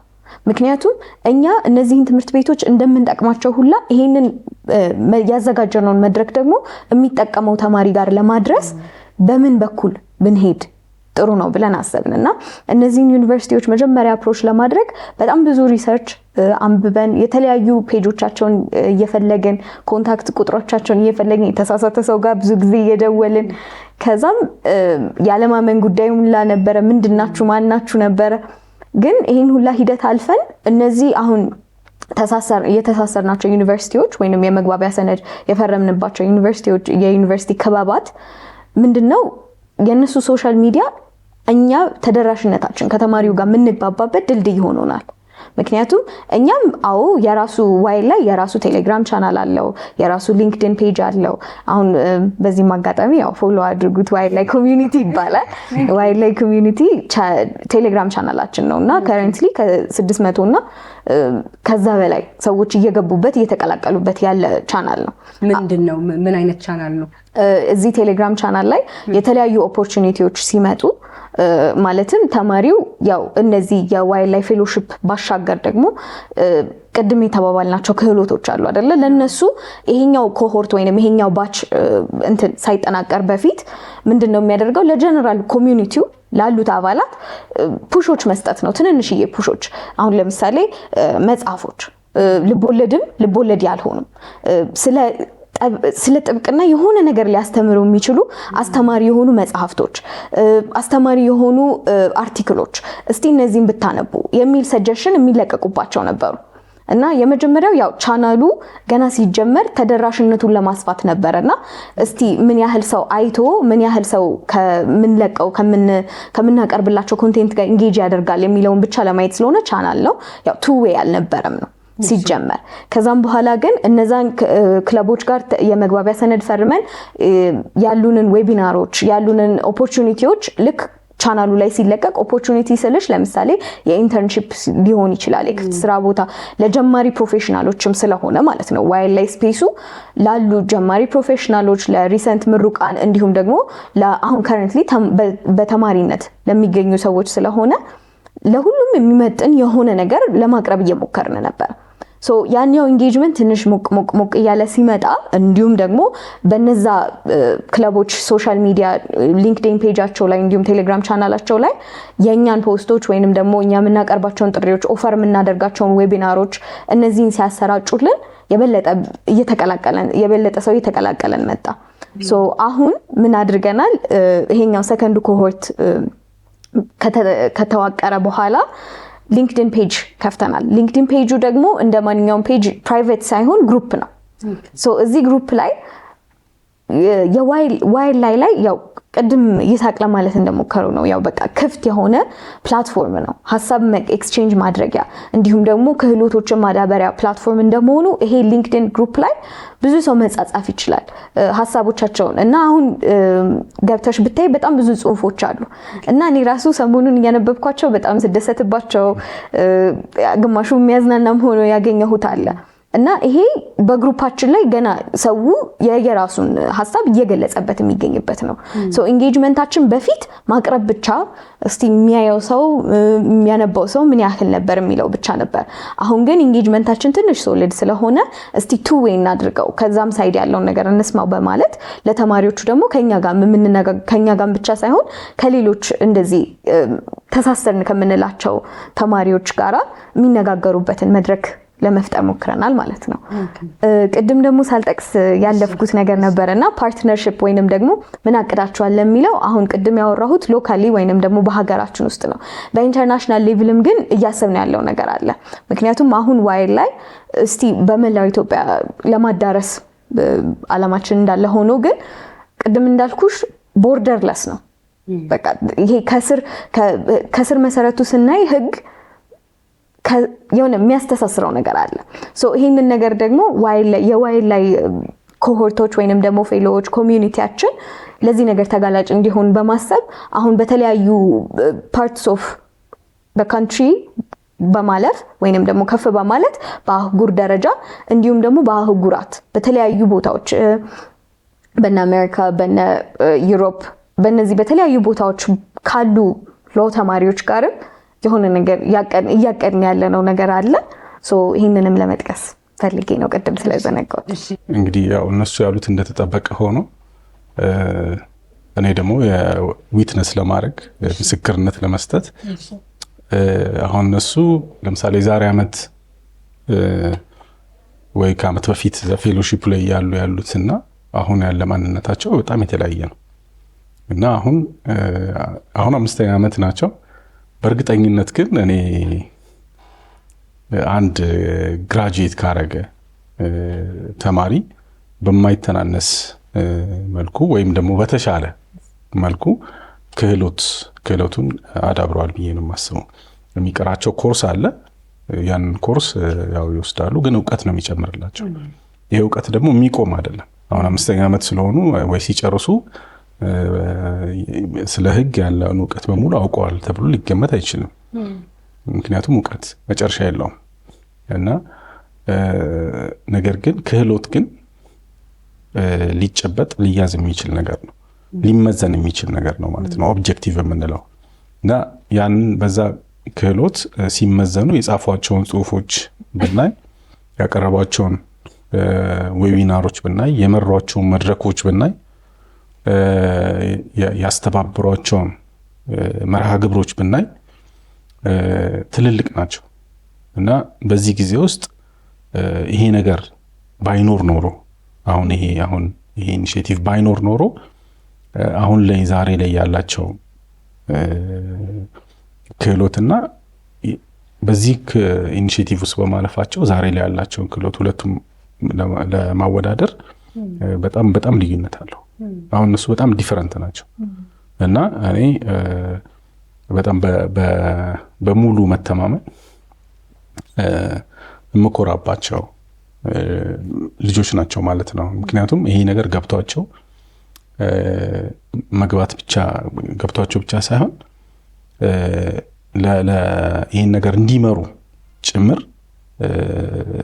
ተመልምለው ከዛ ደግሞ ያንን ሁሉ ኃላፊነት ተሸክመው እንግዲህ ይህን ሁሉ ሲያደርጉ ትምህርት እየተማሩ ነው እና ትምህርታቸውን ግን አፌክት በማያደርግ መልኩ፣ ትምህርታቸው ላይ ተጽዕኖ በማይፈጥር መልኩ ይህን ሁለቱን አንድ ላይ አድርገው እየመሩ ነው ያሉት እና እነዚህ ልጆች አሁን ነገ ይመረቃሉ፣ ከ1 ዓመት በኋላ ይመረቃሉ። በእርግጠኝነት እንግዲህ ያው እዚህ የምናያቸው ልጆች ናቸው፣ ግን ከተወሰነ ዓመት በኋላ እነዚህ ልጆች በጣም ከፍ ባለ ደረጃ የምናያቸው ልጆች ነው የሚሆኑት። ይህን በእርግጠኝነት መናገር ይችላሉ እና ከዚህም በኋላ የሚመጡት ደግሞ እንደዚሁ ሌሎች ፌሎሺፕ ላይ ያሉት ልጆች እንደዚሁ በተመሳሳይ መልኩ ይህንኑ እያስቀጥሉ ይሄዳሉ ብለን እናምናለን። በነገራችን ላይ አሁን በዚህ ክረምት ላይ ፌሎሺፕ እየወሰዱ ያሉት ተማሪዎች ወደ 70 ናቸው። 70 ተማሪዎች ገደማ ናቸው። እንግዲህ እነዚህ 70 ተማሪዎች ተመርጠው ነው። ያ ማለት እንግዲህ በጣም ብዙ አሉ፣ በጣም ብዙ አሁንም ድረስ ጥያቄ ይመጣል። እኛ ግን ያው የአቅምም ጉዳይ ስላለ እነዚህን ደግሞ ከዚህ ውስጥ ደግሞ ምን ያህሉ ይጨርሳሉ፣ ምን ያህሉ በምንፈልገው መልኩ ያጠናቅቃሉ የሚለውን እንግዲህ አብረን የምናየው ነው የሚሆነው ማለት ነው። ቅድም ዳናት ስትገልጽ የነበረው ጆይን እንዲያደርጉ ስትገልጽ የነበረው ቻናል አለና ተመልካቾቻችን እዚህ ስክሪኑ ከስር እናስቀምጠዋለን። ሌሎች የምትሰጡን ማንኛውም ሊያገኙን ይችላሉ የምትሏቸው የሶሻል ሚዲያ ፕላትፎርሞች ካሉ በዚህ በፍትህ ለሀገሬ ፕሮግራም ላይ ከስር ስክሪኑ ላይ የምናስቀምጥ ስለሆነ ኢንተረስት ያላችሁ ወይም መቀላቀል የምትፈልጉ እነሱ ባለፉበት መንገድ ማለፍ የምትፈልጉና ጥቅም አገኝበታለሁ ከዚህ ኢኒሼቲቭ የምትሉ ካላችሁ ሶሻል ሚዲያም አንድ መማሪያ ስለሆነ የምናስቀምጥ ይሆናልና በዛ ማግኘት ትችላላችሁ። አሁን በቅርብ የክሮስ ካምፓስ የኢሴ ኮምፒቲሽንን የሊጋል ኢሴ ኮምፒቲሽንን በገንዘብ ድጋፍ አድርጓል። ኤምኤልጂ የሎ ግሩፕ ወይም ደግሞ የኤልኤልፒ ምንድን ነው አላማው? ምንድን ነው ድጋፍ የተደረገው? እንዴት ነው? ምን ነበረስ ደግሞ ኮምፒቲሽን? እንግዲህ ቅድም ልጆቹም ሲናገሩ እንደሰማሹ አንዱ ማለት የዚህ ኢኒሺዬቲቭ አንዱ እንትን መጽሐፍ ነው። ስለዚህ እኛ እንደዚህ አይነት ኢሴይ ኮምፒቲሽን አናከናውንም እኛ በራሳችን ማለት ነው። ፕሮግራማችን ውስጥም የለም። ነገር ግን አብረን የተፈራረምናቸው የመግባቢያ ስምምነት የተፈራረምናቸው የዩኒቨርሲቲ ተማሪዎች ማህበራት በጋራ በመሆን የኢሴይ ኮምፒቲሽኑን ጀምረዋል እና ስለዚህ ይሄ ነገር ገንዘብ ድጋፍ ይፈልጋል፣ አቅም ይጠይቃል። ሀሳቡ የኛ አይደለም ያመነጨ ነው፣ እነሱ ናቸው ያመነጩት። ግን ደግሞ ይሄ ነገር ያመነጩት ነገር እንዲሳካ ግን ድጋፍ አድርገናል። ስለዚህ ቅድም ዳናት ለማለት የሞከረችው እሱን ነው እና ያንን ድጋፍ እኛ ስናደርግ ምንድነው ተማሪዎች በዛ ውድድር ውስጥ የተሻለ ነገር ሊያመጡ ይችላሉ ብለን በማመን ነው። ይህንን ነገር ስናደርግ ማህበራቱንም ለመደገፍ ነው ማለት የማህበራቱ ፕሮግራም ነው። ግን ደግሞ እነሱም በእኛ ፕሮግራም ውስጥ ይሳተፋሉ፣ እኛም ደግሞ በእነሱ ፕሮግራም ውስጥ ስለምንሳተፍ በእነሱ ፕሮግራም ውስጥ ያደረግነው አንድ አስተዋጽኦ ነው ማለት ነው። ስለዚህ ከዛ አንጻር እንግዲህ ፕሮግራሙ እየተከናወነ ነው። አይ ቲንክ በማለቂያው ላይ ነው የሚገኘው። እኛ የዘንድሮውን እና የሚቀጥለውን ዓመት ድጋፍ ለማድረግ ምንድነው ቃል ገብተናል ማለት ነው። የዘንድሮውን አድርገናል፣ የሚቀጥለውን ዓመትም እንደዚሁ እናስኬድላቸዋለን ማለት ነው፣ እንደግፋቸዋለን። እኔ ታናናሾች ያሉ ተማሪዎች አሉ። ስለዚህ ለሀገሬ የፍትህ ስርዓት የሆነ ነገር ኮንትሪቢዩት እንዳደርግ ወይም አስተዋጽኦ እንዳደርግ ይሄን ላድርግ ብሎ መነሳት በራሱ በጣም ትልቅ ልብ የሚጠይቅ ነገር ስለሆነ እሱ ዋጋ የሚወጣለት አይደለም። ገንዘብ ግን ለብዙዎች ዳገት ሊሆን እንደሚችል እገምታለሁ። ምክንያት ስላለኝ ነው። ለምሳሌ ጠበቆች በጣም ትልልቅ ከእናንተ ኤልኤልፒ በላይ አቅም ያላቸው ትልልቅ የጥብቅና ድርጅቶች እና ደግሞ ግለሰብ ጠበቆች ይኖራሉ። ስለዚህ እንደዚህ ፋይናንሻል ሰፖርት ወይም የገንዘብ ድጋፍ ሲደረግ ቅለቱንና ክብደቱን እንድናየው ስለፈለግኩኝ ማለት የጥብቅና ድርጅት ማለት ወይም የጥብቅና ስራ ማለት ሰዎች በሌላ በኩል እንደሚያስቡት በጣም ብዙ ገንዘብ የተትረፈረፈ የሚገኝበት ሳይሆን በጣም ብዙ ቻሌንጆች ያሉበት እንደሆኑ ስራው ላይ ስላለው ስለማቀው ይህንን ማድረግ በራሱ በጣም ትልቅ ነገር ስለሆነ እንዴት ነው እንደው ቀለል እንድናደርገው ስለፈለግኩኝ ነው። ለህግ ባለሙያዎች በምን መልኩ ነው ድጋፍ የሚደረገው? ከባድ ነው ወይ ቀላል ነው ወይ ምንድነው ሶርሱ የሚለውንም ነገር ማወቅ ስለ ምንድነው እንግዲህ እኛ አሁን የኛ ሎው ፈርም በዋናነት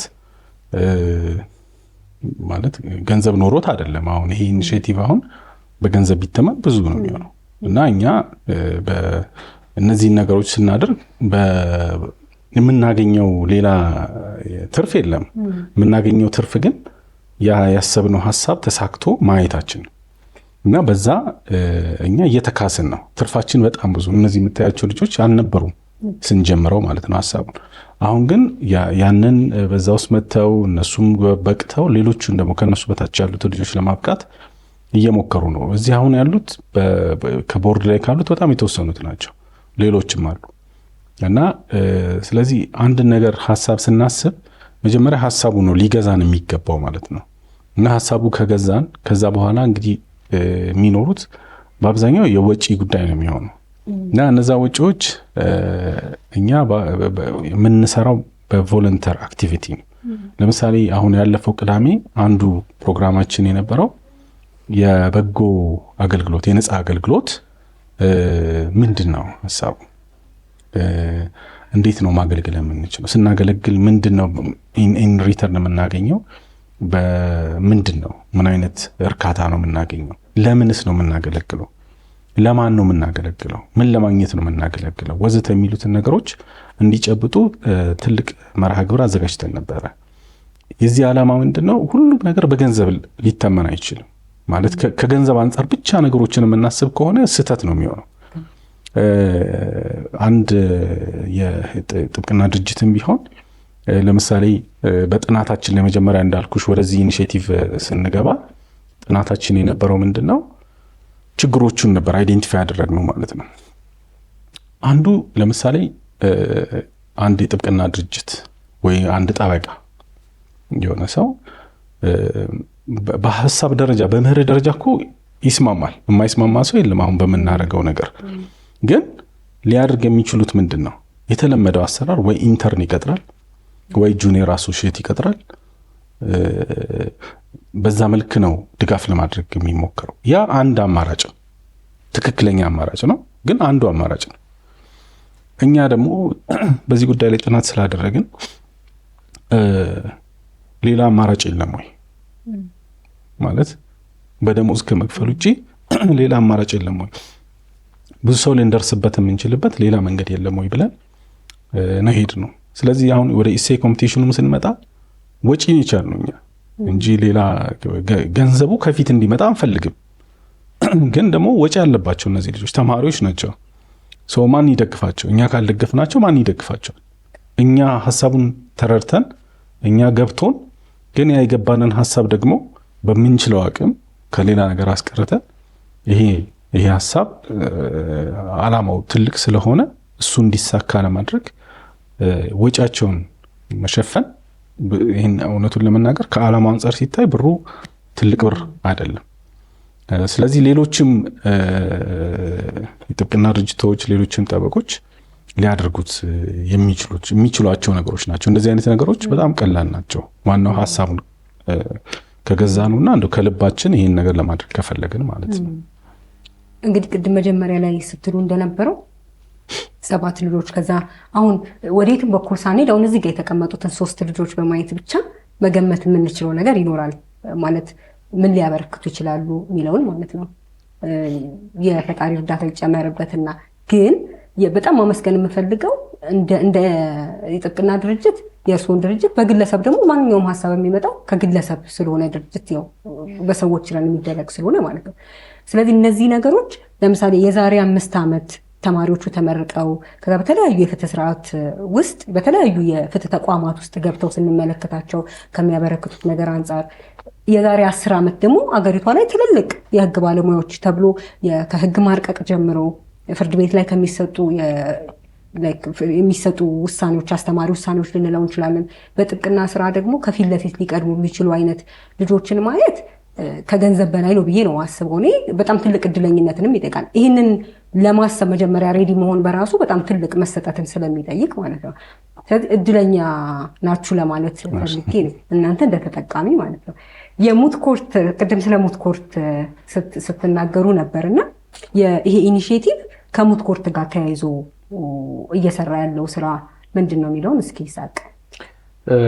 የኛ ፕሮግራም እንደ ሁላችንም የምንስማማበት ነገር ሙት ኮርት በጣም ለአንድ ህግ ተማሪ ኢምፖርታንት እና በጣም አስፈላጊ ነገር ነው ብለን እናምናለን። በዚህም ምክንያት ነው ከዚህ በፊት አየነውና ያውም እኛ የአዲስ አበባ ዩኒቨርሲቲ ተማሪዎች ነን። የሙት ኮርትና የተለያዩ እድሎች በብዛት ይገኙበታል ተብሎ የሚታሰበው ዩኒቨርሲቲ አዲስ አበባ ዩኒቨርሲቲ እና ዙሪያችንን ስናይ ግን ብዙ ተማሪዎች ስለ ሙት ኮርት በተለይ የሚያውቁት ነገር በጣም ሊሚትድ ነበር እና እሱን ካየን በኋላ ኦኬ እዚህ እንደዚህ አይነት ችግር ካለ በሌሎች ዩኒቨርሲቲዎች ላይ ደግሞ ምን ያህል ስር የሰደደ ነው ይሄ ችግር ብለን አሰብን። ከዛ ይህን ካሰብን በኋላ ምንድን ያደረግነው ኩዌሽነር አዘጋጀን። ኩዌሽነር አዘጋጅተን መድረስ ለቻለበት የህግ ትምህርት ቤት ሁሉ አሰራጨን። ይሄ ኩዌሽነር ፐርፐዙ 2 ነበር። አንደኛ የዌቢናር ሙት ኮርት ላይ የምናዘጋጃቸው ዌቢናሮች ነበሩ። እነሱ ላይ ኦልሬዲ የምናውቃቸውና ልናወራቸው ያሰብናቸው ነገሮች ነበሩ።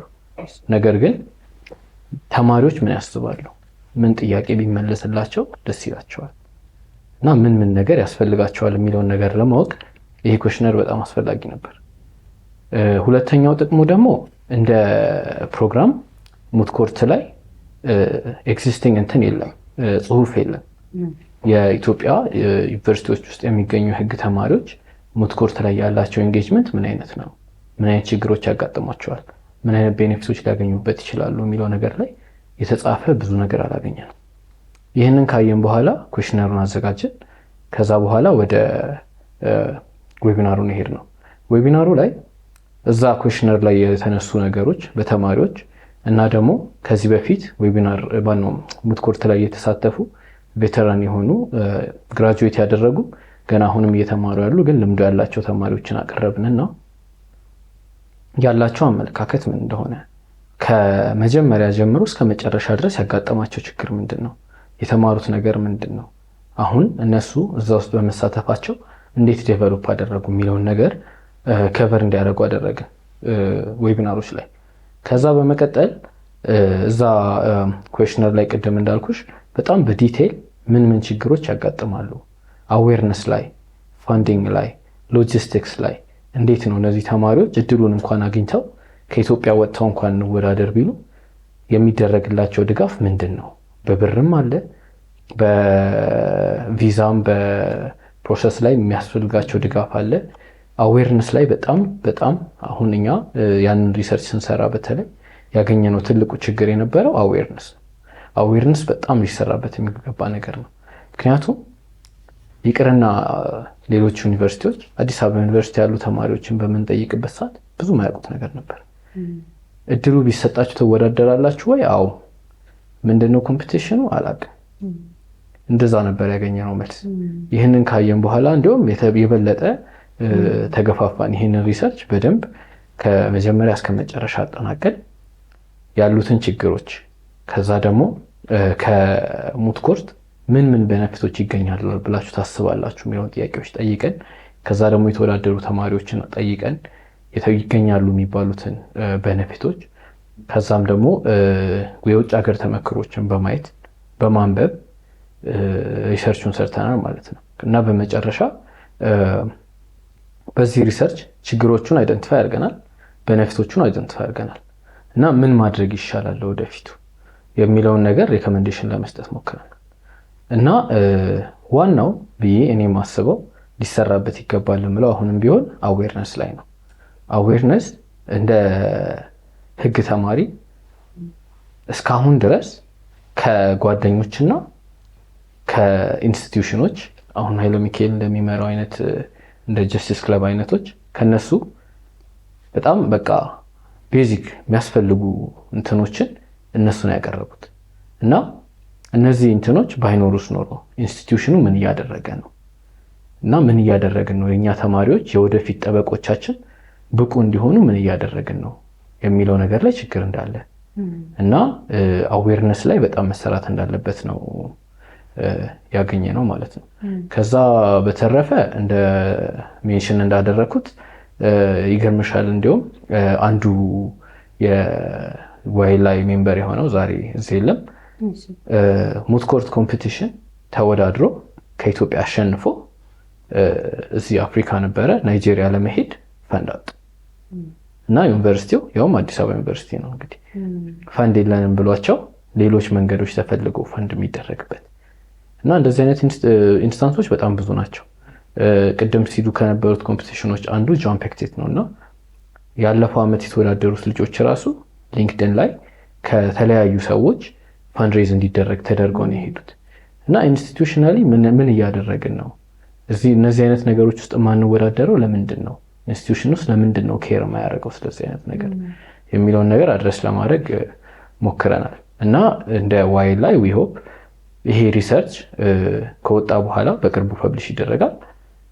የሚመለከታቸው አካሎች ኢንስቲትዩሽኖቹ በተለይ እና ትምህርት ሚኒስቴር አይተውት ለውጥ እንደሚደረግ ተስፋ እናደርጋለን። ቴንክ ዩ ይሳቅ። ኃይለ ሚካኤል እዚህ ሙት ኮርት ኮምፒቲሽን ላይ እንደ በግልና እንደ ዋይል ላይ ደግሞ ያላችሁ ተሳትፎ እንዴት ያለ ነው የሚለውን ደግሞ ንገረን። ኦኬ ከየት ልጀምርልሽ?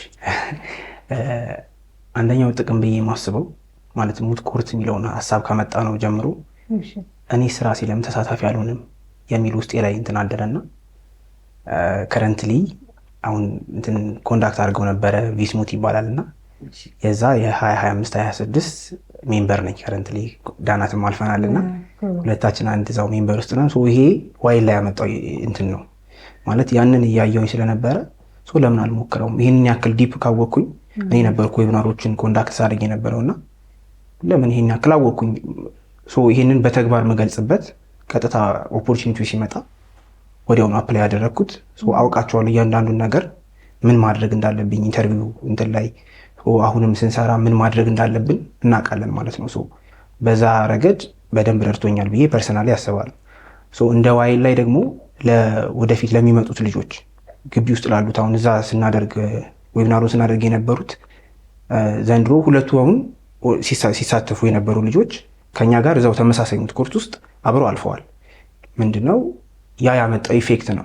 እዛ እየሰሙ ስለነበረ ነው ይህንን ነገር ማድረግ የቻሉት ማለት ነው። ሶ ፐርሰናል ጎላቸውን አኮምፕሊሽ ለማድረግ ፐርሰናል ቅዳቸውን ለማሳካት ይረዳቸዋል ብዬ እንደግል አስባለሁ። እና ነገ ከነገ ወዲያ ደግሞ ይሄ ከወጣን በኋላ ከሎ ስኩል ከለቀቅን በኋላ ወደኋላ ሆነን ስንመለከተው የነበረን እንትን የሚያሳይ ነው። ሙት ኮርት ላይ ቀርቦ መሳተፍ እንትን ዴዲኬሽናችን ለወደፊትም ኢነርጂ ሊሆነን ይችላል ብዬ አስባለሁ። አሁን ኃይሌ እንደገለጸው ቪስ ላይ የ33ኛው ራውንድ ላይ አዲስ አበባ ዩኒቨርሲቲን ከሱና ከሌሎች 4 ጓደኞቻችን ጋር ሪፕሬዘንት የማድረግ እድሉ ገጥሞናል። ከዚህ በፊትም እኔ በፊሊፕስ ጄሰፕ ሙት ኮርት ተወዳድሬ ነበረ የናሽናል ራውንዱ ድረስ ማለት ነው። እና ከነዚህ 2 ኤክስፒሪየንሶች ያው ልዩነት አለ ብዬ አስባለሁ። ምክንያቱም የመጀመሪያው ላይ ስንገባ ምንም የምናውቀው ነገር የለም። ስለ ፊሊፕስ ጄሰፕ ኮች አለን፣ አሰልጣኝ ነበረ። ግን ከኮቻችን በስተቀረ ሌላ ሶርስ ኦፍ ኢንፎርሜሽን በጣም ጠባብ ነበረ። ምክንያቱም ያው ኦንላይን አለ፣ ብዙ የተጻፉ ነገሮች ልናገኝ እንችላለን። ግን እንደኛ የአዲስ አበባ ዩኒቨርሲቲ ተማሪ ወይም የዩኒቨርሲቲ ተማሪ ኢትዮጵያ ውስጥ ያለ ዩኒቨርሲቲ ተማሪ ሆኖ ይሄንን መንገድ የሄደው ሰው ሼር ማድረግ የሚችል በተለይ አሁን ለምሳሌ በጄሳፕ ላይ ትንሽ እጥረት ነበረ። ያው እሱ ፓርትሊም በቅርብ ጊዜ እንደገና የተጀመረ አሁን ያኔ ድሮ ለምሳሌ በነ ዶክተር ኤልያስ ኑር ጊዜ እነሱ ህግ ትምህርት ቤት በነበሩ ጊዜ ዋንጫ ሁላ ይዘው መጥተው ነበር ከፊሊፕስ ጄሳፕ ማለት ነው።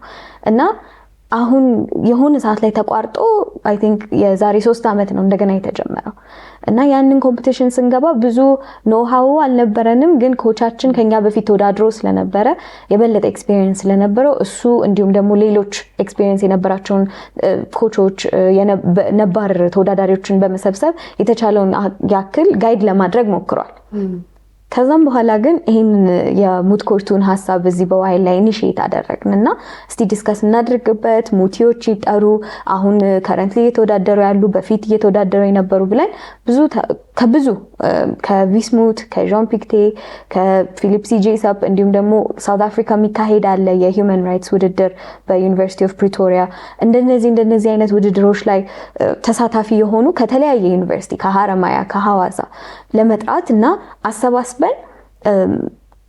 እንደዛ ተወዳዳሪ ሆነው በቤስት ሆነው የተገኙትን ለማቅረብ ሞክረናል።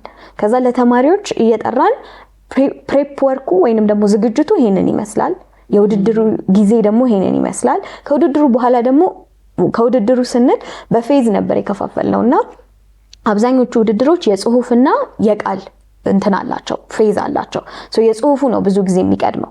ስለዚህ የጽሁፉ ፌዝ ከጽሁፉ በፊት ከዛም በኋላ ጽሁፉን ስታስገቡ ከዛም በኋላ ካስገባችሁ በኋላ ወደ ቃሉ አብዛኞቹ ኢን ፐርሰን ስለሆኑ ይሄ ፈንዲንግ አድሚኒስትሬቲቭ ኢሹ ምናምን እነዚህን ሁላ ነገሮች እንዴት ማለፍ እንደሚቻል ያጋጠማቸው እክሎች ምን እንደነበሩ እነዚህን ከቨር በማድረጋችን ደግሞ ቅድም ኃይለ ሚካኤል ለመግለጽ እንደሞከረውም እኔም ደግሞ አሁን እየሞከርኩ እንዳለሁትም እንትን አገኝተንበታል አዲስ ኢንሳይት። ምክንያቱም አሁን እዛ የኦራል ራውንዱ ላይ ለምሳሌ አንድ ለማንሳት ከሀረማያ ከሐዋሳ አሁን ከሐዋሳ this year ናሽናል ራውንዱ ሲካሄድ ፊሊፕስ ጄሰፕ ቤስት ኦራሊስት ላይ ተሸለመች የሐዋሳ ዩኒቨርሲቲ ተማሪ ነበረች፣ ዘንድሮ ግራጁዌት ያደረገች ማለት ነው። እና እሷን ጋብዘን እዛ ላይ እንግዳ አድርገናት ስትናገር ኤክስፒሪየንሷን ሼር ታደርግ ነበር ለተማሪዎች ቲፕ። ምክንያቱም ቅድም ይሳቅ ለመግለጽ እንደሞከረው የፍርሃት ነገር ሊኖር ይችላል። በጽሁፍ በጣም ጎበዝ የሆኑ ሲናገሩ ግን የሚፈሩ ምን እንደሚሉ የማያውቁ አለ የሚቸግረን ነገር ሁላችንም ስላለ ማለት ነው። እሷ ባላት ኤክስፒሪየንስ ይሄ መጀመሪያው አይደለም፣ ብዙ ጊዜ ተወዳድራለች እና አሁን እንደውም ዘንድሮ ሳውት አፍሪካ በሚካሄደው ውድድርም እንደ ዳኛ የማገልገል እድሉ ነበራት ማለት ነው። እና እሷን አምጥተን እዛ ጋራ እንደዛ አይነት ኤክስፒሪየንስ ሼር እንድታደርግ ስናደርግ ተማሪው በጣም ኢንትረስትድ ሆኖ ብዙ ጥያቄ እየተጠየቀ ደስ የሚል ሴሽን ነበረ እና እሱን እኔም በማየቴ እንደገና እንትን ነው ይሆናል አይደለ ኤነርጂ አገኘሁኝ እንደገና ለመሳተፍ ማለት ነው። እና የቪስሙቱንም ታክል ለማድረግ አንድ ኢንስፒሬሽን የሆነኝ አሁን አምና ቪስን ወክለው አሁን ከመካከላችን የለም እንጂ አንዱ የኛ ፌሎሺፕ እንትን ማለት ነው አባላችን እሱ ቪስን ወክሎ ሄዶ ነበር አዲስ አበባ ዩኒቨርሲቲ ባለፈው እና እሱም ኤክስፒሪየንሱን አጋርቶ ነበር። ከሱ ጋር መሄዱ የኛ ባች ልጆችም ነበሩ እና እነሱ ኤክስፒሪየንሳቸውን በሚያጋሩበት ጊዜ ብዙ ነገር አግኝተንበታል። ከኢንስፒሬሽንም በላይ ከእውቀትም በላይ ቲፖች ትሪኮች ተምረንበታል። አሁን ሁላችንም አሁን መፍራት እኛ ጋር ብቻ ያለን ሲመስለን እነሱ ነው እኔም ብፈራ እንዲህ ግን ሳረግ ይሻለኛል ይላሉ። ከዛኛ እስቲ እቺ ነገር ደግሞ እንሞክራት እንልና ስንሞክረው ለኛም ይጠቅመናል ማለት ነው። ሶ እንደነዚህ አይነት ትንንሽ የሚመስሉ ግን የምር ለውጥ የሚያመጡ ቲፖችን የተማርንበት ሂደት ነበር ብዬ አስባለሁ። በጣም ደስ ይላል። በርቱ ሁላችሁም። አሁን እንግዲህ እዚህ ጋር ደረሳችሁ። ምን አስባችኋል? ወደፊት ምን ስራዎችን ለመስራት እቅድ አላችሁ? እንግዲህ ምንድነው ያው አሁን እንደምታውቁት በጣም ብዙ ስራ ነው። አሁን ፉል ታይም ስራ ነው ይመስለው አይደል? እና ይሄን እንግዲህ እስካሁን ያለውን እዚህ ድረስ ደርሰናል። ከዚህ በኋላ አሁን ኦልሬዲ የገቡ ፓይፕላይን ውስጥ ያሉ ፌሎውስ አሉ። ስለዚህ እነሱን አሁን ኤግዛማይን እናደርጋለን።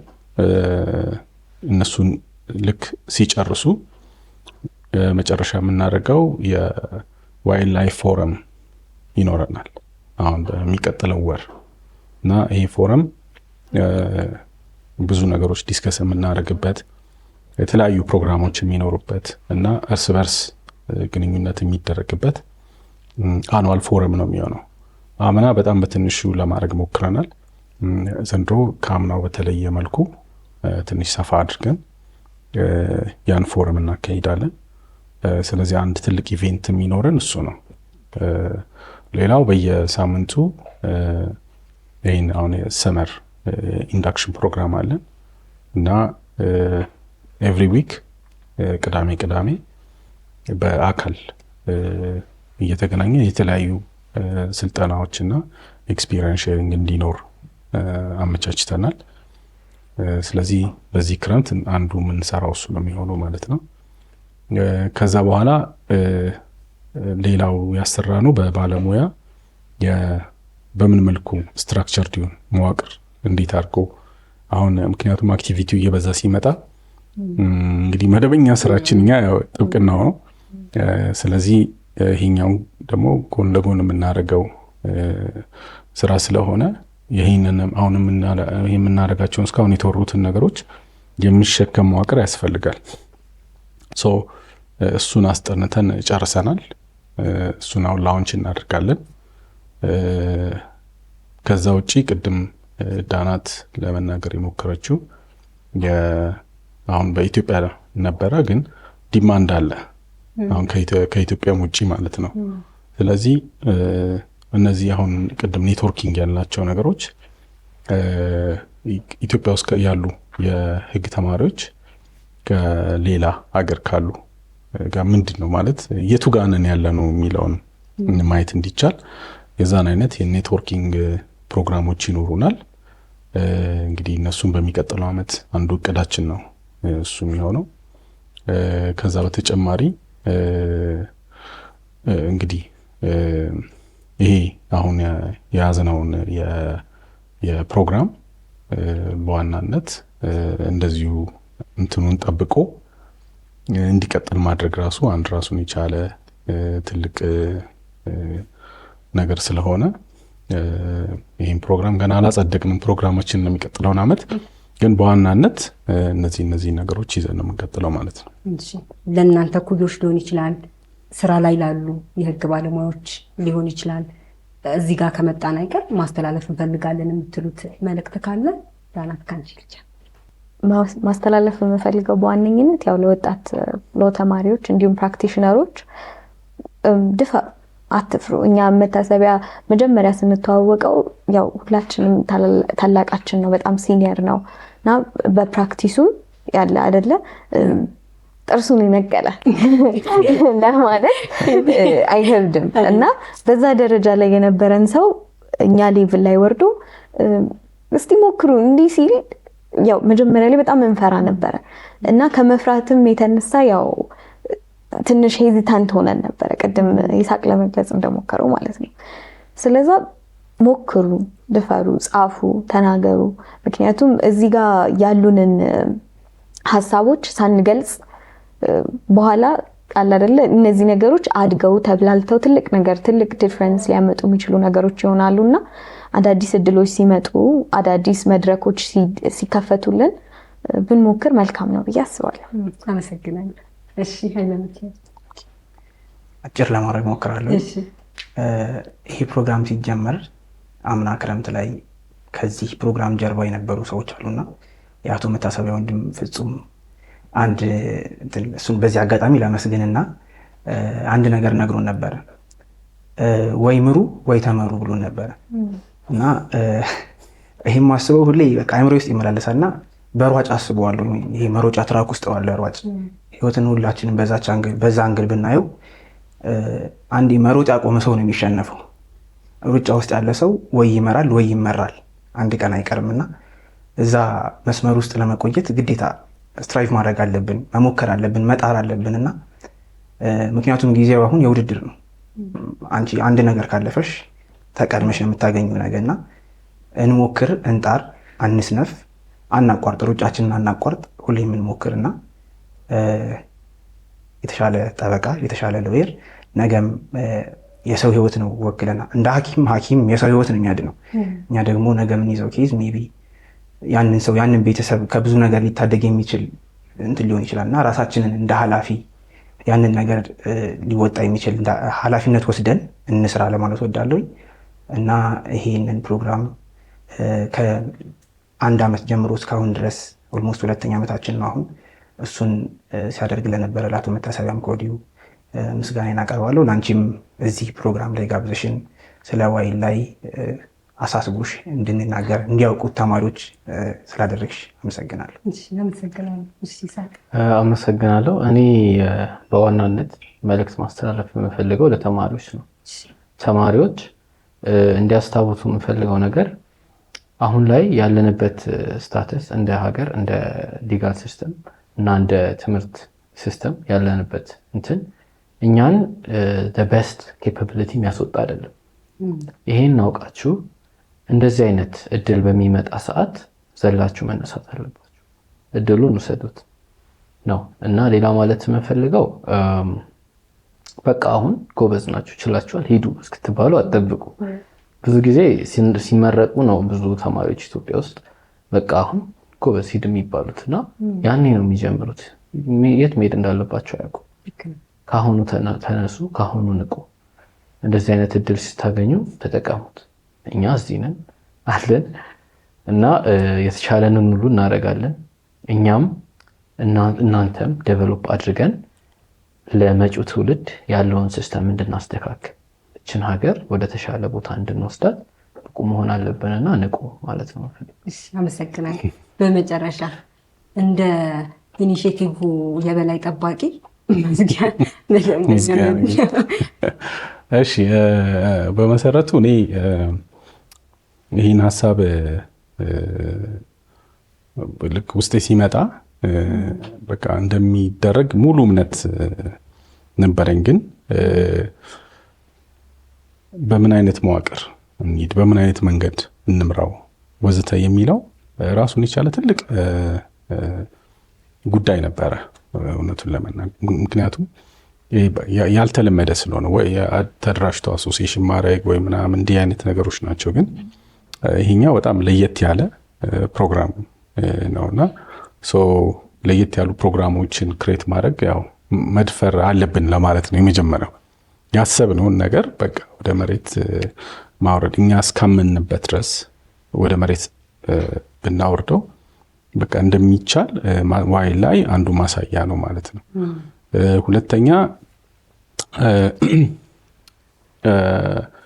ሌሎች የኛ የኮሊግስ አሉ፣ የጠበቆች ማለት ነው፣ ሎ ፈርሞች አሉ የሚያደርጓቸው። እያንዳንዱ ሎ ፈርም እያንዳንዱ ጠበቃ በራሱ መንገድ የሚያደርጋቸው ነገሮች አሉና የግድ አንድ አይነት መሆን የለበትም።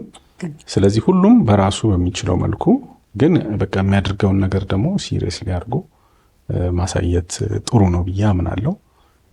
ምክንያቱም ብዙ አስተዋጽኦ እያበረከቱ ያሉ ጠበቆች፣ የህግ ባለሙያዎች ስላሉ ማለት ነው። ከዚህ ውስጥ አንዱ አንቺ ነሽ። ስለዚህ ሰዎች ሀሳባቸውን የሚገልጹበት እውቀታቸውን የሚያንጸባርቁበት ፕላትፎርም ነው። ይህንን አንቺም ክሬት አድርገሽ መስርተሽ እኛና መሰል ባለሙያዎች መተን ሀሳባችን እንድንገልጽ፣ ምክንያቱም ይሄ ባይኖር ሀሳባችን አንገልጽም ማለት ነው እና አንዱ መንገድ እንደዚህ አይነት መንገዶች ስለሆኑ አንቺንም ማመስገን እንፈልጋለን። ስለ ጠራሽን ቅድም ኃይለ ሚካኤል ገልጾታል። አሳስቦሽ ጉዳዩ ይሄ ነገር ከአንቺን የመጣው ሀሳቡ እና በዚህ ደረጃ በጣም ሁሉም ቦርድ አባላት ባይሟሉም ባሉት ይህን ሀሳብ ለማቅረብ በመቻላችን እናመሰግንሻለን። ከዚህ ውጭ በቀጥታም ሆነ በተዘዋዋሪ መንገድ ይህን ሰፖርት ያደረጉ በተለይ ደግሞ ወንድሜ ፍጹም በጣም ነው ሰፖርት የሚያደርገኝና ቅድም ኃይለ ሚካኤል ብሎታል። በተለይ የማኔጅመንት ሳይዱን በአብዛኛው እሱና ሌሎች ኮሊግስ ናቸው የሚሰሩልን እና በዚህ ረገድ ሁሉንም ማመስገን እፈልጋለሁ። ይሄው ነው። በጣም እግዚአብሔር ይስጥልኝ። አመሰግናለሁ። ሁላችንም በጣም ጥሩ ውይይት ነው ያደረግነው። ተመልካቾቻችንን በተለይ ደግሞ የህግ መማር የሚፈልጉና ህግ ትምህርት ቤት ያሉ እንዲሁም ደግሞ ጁኒየር የሆኑ የህግ ባለሙያዎችን ከዚህ በጣም ብዙ እንደሚማሩበት ተስፋ አድርጋለሁ። በጣም እግዚአብሔር ይስጥልኝ። አመሰግናለሁ። ተመልካቾቻችን ከመታሰቢያ የሎ ግሩፕ ኤልኤልፒ ስር እየተሰራ ያለውን የዋኤልአይ ወይም ደግሞ የወጣት የህግ ባለሙያዎች ኢኒሼቲቭን በሚመለከት ያደረግነው ውይይት ይህንን ይመስል ነበረ። ሳምንት በሌላ የህግ ፕሮግራም ከሌላ እንግዶች ጋር ጠብቃችኋለሁ። እስከዛው ሰላም።